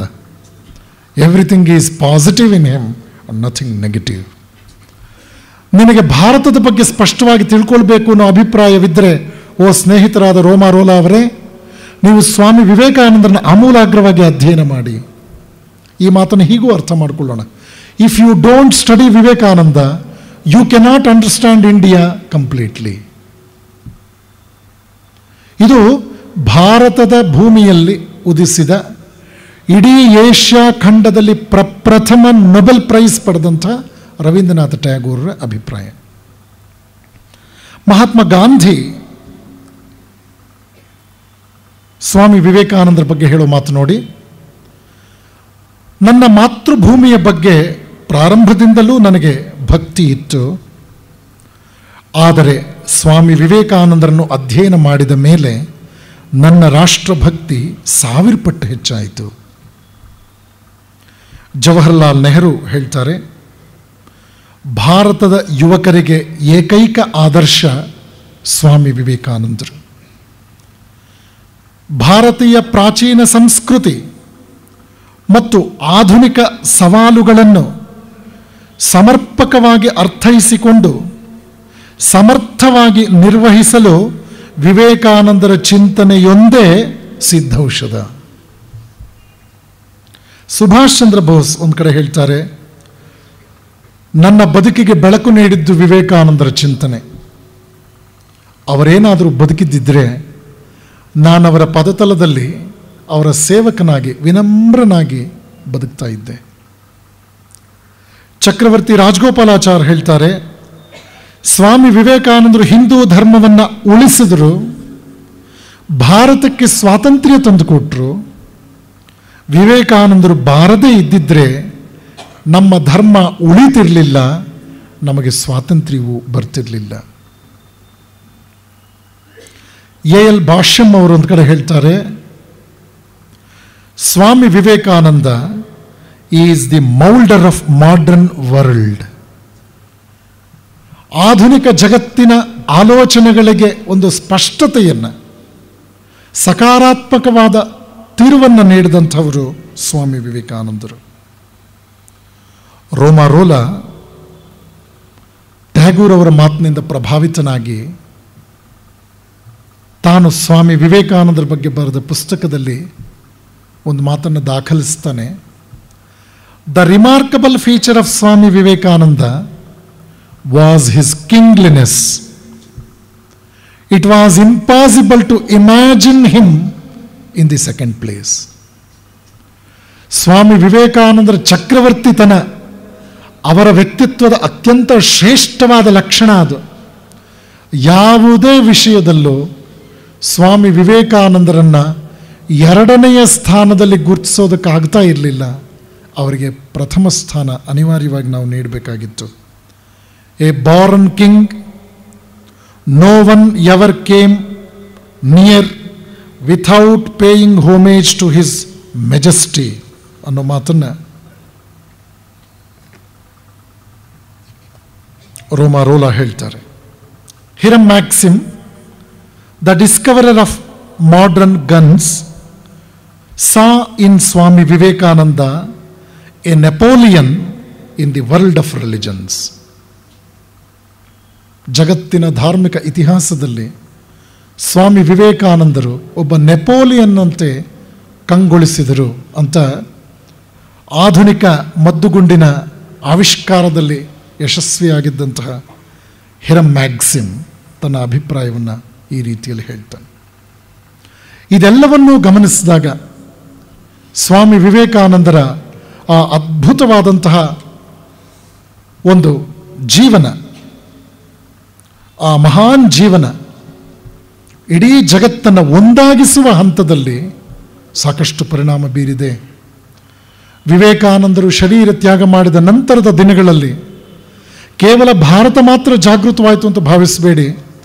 ವಿಶ್ವಸಂಸ್ಥೆಯ ಸಂಸ್ಥಾಪನೆಯಾಗಿ ಅದು ರೂಪಿಸಿಕೊಂಡಂತಹ ಪ್ರಮುಖವಾದ ಪ್ರಣಾಳಿಕೆಗಳಲ್ಲಿ ಸ್ವಾಮಿ ವಿವೇಕಾನಂದರ ಹಲವಾರು ಹಿತೋಕ್ತಿಗಳು ಬಹಳ ಹತ್ತಿರ ಬರುತ್ತೆ ಆ ವಿಚಾರಗಳಿಗೆ. ವಿಶ್ವಸಂಸ್ಥೆಯ ಪ್ರಣಾಳಿಕೆಗಳನ್ನು ಗಮನಿಸಿದಾಗ ನಮಗೆ ಅರ್ಥವಾಗುತ್ತೆ. ಹ್ಯಾರಿ ಟ್ರೂಮನ್, ಅಮೆರಿಕದ ಅಧ್ಯಕ್ಷ, ಹಿರೋಶಿಮಾ ನಾಗಸಾಕಿಯ ಮೇಲೆ ಅಟಮ್ ಬಾಂಬ್ ಬಿದ್ದ ಸಂದರ್ಭದಲ್ಲಿ ಆ ಎರಡು ವಿಶ್ವಯುದ್ಧಗಳ ದುಷ್ಪರಿಣಾಮದ ಬಗ್ಗೆ ಆಲೋಚನೆ ಮಾಡಿದ್ದಂಥ ಆ ವ್ಯಕ್ತಿ ವಿಶ್ವಸಂಸ್ಥೆ ಸ್ಥಾಪನೆಯಾದ ದಿವಸ ಅವನು ಮಾಡಿದಂಥ ಭಾಷಣದಲ್ಲಿ ಒಂದು ಮಾತು ಹೇಳ್ತಾನೆ. ಪ್ರಥಮ ವಿಶ್ವಯುದ್ಧದಲ್ಲಿ ಲಕ್ಷಾಂತರ ಜನ ತೀರ್ಕೊಂಡ್ರು. ಎರಡನೆಯ ಮಹಾಯುದ್ಧದಲ್ಲಿ ಮೊದಲ ಯುದ್ಧಕ್ಕಿಂತಲೂ 7-8 ಪಟ್ಟು ಜನ ಸತ್ತರು. ಇವತ್ತು ನಾವು ಜಗತ್ತೆಲ್ಲ ಒಂದು ಕುಟುಂಬವಾಗಬೇಕು ಅಂತ ವಿಶ್ವಸಂಸ್ಥೆಯನ್ನು ಪ್ರಾರಂಭಿಸ್ತಾ ಇದ್ದೇವೆ. ಇದನ್ನು ನಾವು ಪ್ರಾರಂಭಿಸಿದಾಕ್ಷಣ ರಕ್ತಪಾತ ಸರಿಯಾಗಿ ನಾವು ನಿಯಂತ್ರಿಸುವ ವಿವೇಚನೆಯನ್ನು ಬೆಳೆಸ್ಕೊಳ್ಬೇಕು. ಒಂದು ವೇಳೆ 50 ವರ್ಷಗಳ ಹಿಂದೆ ವಿಶ್ವಸಂಸ್ಥೆ ಆಗಿದ್ದ ಪಕ್ಷದಲ್ಲಿ ಇಷ್ಟು ರಕ್ತಪಾತ ಆಗ್ತಿರಲಿಲ್ಲ. ಇವತ್ತು ಆಗಿದೆ ಎಂದಾಕ್ಷಣ ಅದನ್ನು ನಾವು ಅನುಸರಿಸದೇ ಇದ್ದರೆ ರಕ್ತಪಾತ ತಪ್ಪಿದ್ದಲ್ಲ ಅಂತ ಬರೀತಾನೆ. ಐನ್ಸ್ಟೀನ್ ಒಂದು ಕಡೆ ಹೇಳ್ತಾರೆ, science can denature plutonium but not the wickedness of human heart. ವಿಜ್ಞಾನ ಆಟಮ್ ಬಾಂಬನ್ನು ಬ್ಲಾಸ್ಟ್ ಮಾಡಿ ಎನಾರ್ಮಸ್ ಎನರ್ಜಿಯನ್ನು ಕೊಡಬಹುದು, ಆದರೆ ಮನುಷ್ಯನಲ್ಲಿ ಮನೆ ಮಾಡಿರಬಹುದಾದ ದುಷ್ಟತನಕ್ಕೆ ಆಧುನಿಕ ವಿಜ್ಞಾನದಲ್ಲಿ, ಭೌತಿಕ ವಿಜ್ಞಾನದಲ್ಲಿ ಯಾವುದೇ ರೀತಿಯ ಪರಿಹಾರ ಇಲ್ಲ. ಸ್ವಾಮಿ ವಿವೇಕಾನಂದರು ಇದನ್ನೇ ಗಮನಿಸಿ ಶಿಕ್ಷಣದ ಬಗ್ಗೆ ವಿವರಿಸ್ತಾ ಹೇಳಿದ್ರು, education is not mere information or it is not mere knowledge, it should be wisdom. ಶಿಕ್ಷಣ ಪ್ರಜ್ಞಾವಂತಿಕೆಯನ್ನು ಜಾಗೃತಗೊಳಿಸಬೇಕು. ಪ್ರಜ್ಞಾವಂತಿಕೆ ಬಾರದೇ ಇದ್ದರೆ ಕೇವಲ ಅವನು ಇನ್ಫರ್ಮೇಷನ್ ಕ್ಯಾರಿಯರ್ ಆದರೆ ಅದರಿಂದ ಏನೂ ಪ್ರಯೋಜನ ಆಗುವುದಿಲ್ಲ. ಈ ರೀತಿಯ ಸ್ವಾಮಿ ವಿವೇಕಾನಂದರ ವಿಚಾರಗಳು ಭಾರತೀಯರಿಗೆ ಪುನರ್ಜನ್ಮವನ್ನು ಕೊಡ್ತು. ವಿವೇಕಾನಂದರ ಚಿಂತನೆ ದೇಶದ ಉದ್ದಗಲಕ್ಕೂ ಹರಡಿತು. ಅವರ ಕೊಲಂಬೋಟು ಆಲ್ಮುರ ವಿಚಾರಗಳು ಸಾಕಷ್ಟು ಯುವಕರನ್ನು ಸೆಳೆಯಿತು. ತತ್ಪರಿಣಾಮವಾಗಿ ಈ ರಾಷ್ಟ್ರದಲ್ಲಿ ಸ್ವಾತಂತ್ರ್ಯದ ಆಂದೋಲನದಲ್ಲಿ ಧುಮುಕಿದಂತಹ, ತಮ್ಮ ಪ್ರಾಣವನ್ನೂ ತೆತ್ತಂತಹ ಲಕ್ಷಾಂತರ ಜನರ ಹೃದಯದಲ್ಲಿ ಸ್ವಾಮಿ ವಿವೇಕಾನಂದರ ವಿಚಾರಧಾರೆ ಜೀವಂತಿಕೆಯನ್ನು ಕಂಡುಕೊಂಡಿತ್ತು. ಪಾರ್ಟಿಷನ್ ಆಫ್ ಬೆಂಗಾಲ್ ಆದಾಗ ಭಾರತದ ಆಂಗ್ಲ ಅಧಿಕಾರಿ ತನ್ನ ಯುರೋಪಿನ ಅಧಿಕಾರಿಗೆ ಬರೆದ ಪತ್ರದಲ್ಲಿ ಬಹಳ ಅರ್ಥಪೂರ್ಣವಾದ ಒಂದು ವಾಕ್ಯವನ್ನು ಬರೀತಾನೆ. ಬ್ರಿಟಿಷರ ಗುಂಡುಗಳಿಗೆ ಭಾರತೀಯ ಯುವಕರು ಧೈರ್ಯವಾಗಿ ಎದೆಯೊಡ್ಡಿ ಪ್ರತಿಭಟನೆಯನ್ನು ವ್ಯಕ್ತಪಡಿಸಿದ್ರು. ಅವರ ಹೃದಯದಲ್ಲಿ ವಿವೇಕಾನಂದರ ಆ ಅದ್ಭುತವಾದ ಆತ್ಮವಿಶ್ವಾಸದ ನುಡಿಗಳು, ಅವರ ತುಟಿಗಳ ಮೇಲೆ ಒಂದೇ ಮಾತರಂ ಇದು ಮೊಳಗ್ತಾ ಇತ್ತು. ಬ್ರಿಟಿಷರಾದ ನಮಗೆ ಅವರನ್ನು ನಿಯಂತ್ರಿಸುವುದು ಅಷ್ಟು ಸುಲಭದ ವಿಷಯವಾಗಲಿಲ್ಲ. ಸ್ವಾಮಿ ವಿವೇಕಾನಂದರು ಶರೀರ ಬಿಟ್ಟ 3-4 ವರ್ಷಗಳಲ್ಲಿ ಈ ಪಾರ್ಟಿಷನ್ ಆಫ್ ಬೆಂಗಾಲ್ ಆದದ್ದು. ಆದರೂ ಕೂಡ ಕಾಲಕ್ರಮದಲ್ಲಿ ಈ ರಾಷ್ಟ್ರ ಒಂದು ವಿಶೇಷವಾದ ಜವಾಬ್ದಾರಿಯನ್ನು ಮನವರಿಕೆ ಮಾಡಿಕೊಂಡು ಸ್ವಾತಂತ್ರ್ಯವನ್ನು ಪಡೆಯುವ ವಿಷಯದಲ್ಲಿ ಸಾಕಷ್ಟು ಪ್ರಯತ್ನಶೀಲತೆಯಿಂದ ಯಶಸ್ವಿಯಾಯಿತು. ಭಾರತ ಸ್ವತಂತ್ರವಾಗಿದೆ. ನಾವೆಲ್ಲರೂ ಪ್ರಜಾಪ್ರಭುತ್ವವನ್ನು ಒಪ್ಪಿಕೊಂಡಿದ್ದೇವೆ. ಈ ಪ್ರಜಾಪ್ರಭುತ್ವ ಜಗತ್ತಿನಲ್ಲೇ ಅತ್ಯಂತ ಶ್ರೇಷ್ಠವಾದ ವ್ಯವಸ್ಥೆ. ಆದರೆ ಪ್ರತಿ ಕ್ಷಣದಲ್ಲೂ ನಾವು ಆಲೋಚಿಸಬೇಕಾದ ಸತ್ಯ, freedom means responsibilities. Freedom means responsibility. Prepare men first, freedom shall come on its own. ನಮಗೆ ರಾಜಕೀಯ ಸ್ವಾತಂತ್ರ್ಯ ಬಂದಿರಬಹುದು, ಆದರೆ ನಾವು ನಿಜವಾದ ಸ್ವತಂತ್ರ ವ್ಯಕ್ತಿಗಳಾಗಿ ನಡ್ಕೊಳ್ಳೋ ವಿಷಯದಲ್ಲಿ ಇನ್ನೂ ನಾವು ಸ್ಪಷ್ಟವಾಗಿ ರೂಪುಗೊಂಡಿಲ್ಲ ಅಂತಕ್ಕಂಥ ನಿರಾಶೆಯಂತೂ ಈ ರಾಷ್ಟ್ರದಲ್ಲಿ ಆ ದಿಕ್ಕಿನಲ್ಲಿ ಯೋಚನೆ ಮಾಡುವಂಥ ಜನರಿಗೆ ಅರ್ಥವಾಗದೇ ಇರತಕ್ಕಂಥ ಕಗ್ಗಂಟೇನಲ್ಲ. ಈ ನಿಟ್ಟಿನಲ್ಲಿ ಅವತ್ತು ಅಮೆರಿಕದ ಪತ್ರಿಕೆ ಬರೀತಲ್ಲ, ಸ್ವಾಮಿ ವಿವೇಕಾನಂದರನ್ನು ನೋಡುವಂತಹ ಮತ್ತು ಅವರ ಭಾಷಣವನ್ನು ಕೇಳುವಂತಹ ಅವಕಾಶವನ್ನು ಯಾವ ಬುದ್ಧಿವಂತ ಅಮೇರಿಕನ್ನೂ ಕಳೆದುಕೊಳ್ಳಬಾರದು. ಆ ಮಾತನ್ನು ಇವತ್ತು ಸ್ವಲ್ಪ ಬದಲಾವಣೆ ಮಾಡಿಕೊಳ್ಳೋದಾದರೆ, ಸ್ವಾಮಿ ವಿವೇಕಾನಂದರ ವಿಚಾರಗಳನ್ನು ಓದುವಂತಹ, ಅದನ್ನು ವಿಶೇಷವಾಗಿ ಕೇಳುವಂತಹ ಮತ್ತು ಅದನ್ನು ಅನುಸರಿಸುವಂತಹ ಅನಿವಾರ್ಯತೆಯನ್ನು ಪ್ರಜ್ಞಾವಂತ ಪ್ರಜೆಗಳು ಹೆಚ್ಚು ಹೆಚ್ಚು ತಮ್ಮದಾಗಿಸ್ಕೋಬೇಕಾದ ಒಂದು ತುರ್ತು ಅಗತ್ಯತೆಯನ್ನು ನಾವು ಮನಗಾಣಬೇಕು. ಮನೆ ಮನೆಗಳಲ್ಲಿ ಈ ಸಾಹಿತ್ಯ ಚಿಂತನೆ, ಬೀದಿ ಬೀದಿಗಳಲ್ಲಿ, ನಗರದಲ್ಲಿ, ವಿಶೇಷವಾಗಿ ಶಾಲಾ ಕಾಲೇಜುಗಳಲ್ಲಿ ಈ ಚಿಂತನೆಗಳು ಪ್ರಚಾರಗೊಳ್ಳಬೇಕಾಗಿದೆ. ಇಲ್ಲದೇ ಇದ್ದರೆ ಬಹಳ ಘೋರವಾದ ಸನ್ನಿವೇಶಕ್ಕೆ ನಾವು ತುತ್ತಾಗಬೇಕಾಗಿದೆ. ಸ್ವಾಮಿ ವಿವೇಕಾನಂದರ ಕಡೆಯ ಒಂದು ಮಾತು ಹೇಳಿ ನನ್ನ ಮಾತು ಮುಗಿಸ್ತೇನೆ. ಮನುಷ್ಯನಿಗೆ ಉನ್ನತ ಚಿಂತನೆಗಳನ್ನು ಕೊಟ್ಟು ಅವನನ್ನು ನೀವು ಹುಲಿಯಾಗಿಸದೇ ಇದ್ದರೆ ಅವನು ನರಿಯಾಗುತ್ತಾನೆ. ಆದ್ದರಿಂದಲೇ ಉನ್ನತ ವಿಚಾರಗಳನ್ನು ತಲುಪಿಸುವಂತಹ, ಒದಗಿಸುವಂತಹ ಸರಸ್ವತಿಯ ಮಂದಿರಗಳು ನಮ್ಮ ಮನೆಗಳಾಗಬೇಕು, ನಮ್ಮ ಶಾಲೆಗಳಾಗಬೇಕು. ಈ ರೀತಿಯಲ್ಲಿ ವಿಶ್ವವಿದ್ಯಾಲಯಗಳು ಮಾಡಲಾರದ ಕೆಲಸವನ್ನು ಗೋಖಲೆ ಸಂಸ್ಥೆ ಅತ್ಯಂತ ಮೌನವಾಗಿ ಡಿ ವಿ ಗುಂಡಪ್ಪನವರ ರಚನೆಯ ಧಾಟಿಯಲ್ಲಿ ವನಸುಮದಂತೆ ಈ ಸಂಸ್ಥೆ ಬಹಳ ಯಶಸ್ವಿಯಾಗಿ ನಡೆಸ್ತಾ ಇರತಕ್ಕಂಥದ್ದು ಈ ಸಮಾಜದ ಭಾಗ್ಯ, ನಮ್ಮ ನಿಮ್ಮೆಲ್ಲರ ಭಾಗ್ಯ. ಈ ನಿಟ್ಟಿನಲ್ಲಿ ಕಾರ್ಯನಿರ್ವಹಿಸ್ತಾ ಇರತಕ್ಕಂಥ ಇಲ್ಲಿನ ವ್ಯವಸ್ಥಾಪಕ ಸಮಿತಿಯ ಕಾರ್ಯದರ್ಶಿಗಳು, ಗೌರವಾನ್ವಿತರಾದ ಪೂಜ್ಯ ರಾಮಸ್ವಾಮಿಯವರನ್ನು ಮತ್ತು ಅವರೊಂದಿಗೆ ಬಹಳಷ್ಟು ಶ್ರಮಿಸ್ತಾ ಇರತಕ್ಕಂಥ ಕಾರ್ಯಕಾರಿ ಸಮಿತಿಯ ಎಲ್ಲ ಹಿರಿಯರನ್ನು, ಇಲ್ಲಿನ ದತ್ತಿ ಉಪನ್ಯಾಸಗಳಿಗೆ ಪೂರ್ಣ ಸಹಕಾರ ಕೊಟ್ಟು ಈ ಸತ್ಕಾರ್ಯದ ಯಶಸ್ಸಿಗೆ ಶ್ರಮಿಸ್ತಾ ಇರತಕ್ಕಂಥ, ಪ್ರತ್ಯಕ್ಷವಾಗಿ ಪರೋಕ್ಷವಾಗಿ ಶ್ರಮಿಸ್ತಾ ಇರತಕ್ಕಂಥ ಎಲ್ಲ ಚೇತನಗಳನ್ನು, ನನ್ನ ಬಾಲ್ಯ ಸ್ನೇಹಿತರು, ಆತ್ಮೀಯರು ಆದಂಥ ಸೋದರ ರಾಮು ಅವರನ್ನು ಮತ್ತು ನಿಮ್ಮೆಲ್ಲರನ್ನು ನಾನು ಹೃತ್ಪೂರ್ವಕವಾಗಿ ನನ್ನ ಕೃತಜ್ಞತೆಗಳನ್ನು ಸಲ್ಲಿಸೋದ್ರ ಮೂಲಕ ನನ್ನ ಕರ್ತವ್ಯವನ್ನು ನಿರ್ವಹಿಸ್ತಾ ಇದ್ದೇನೆ. ಪೂಜ್ಯ ಡಿ ವಿ ಗುಂಡಪ್ಪನವರು ಹೇಳಿದ ಹಾಗೆ ರಾಷ್ಟ್ರಧರ್ಮಕ್ಕೆಂದೇ ಮೀಸಲಾದ ಈ ಗೋಖಲೆ ಸಾರ್ವಜನಿಕ ವಿಚಾರ ಸಂಸ್ಥೆಯು ಸೂರ್ಯ ಚಂದ್ರರಿರುವವರೆಗೂ ಗೆಲ್ಲಲಿ. ಅದ್ಭುತವಾದ ಮಾತು.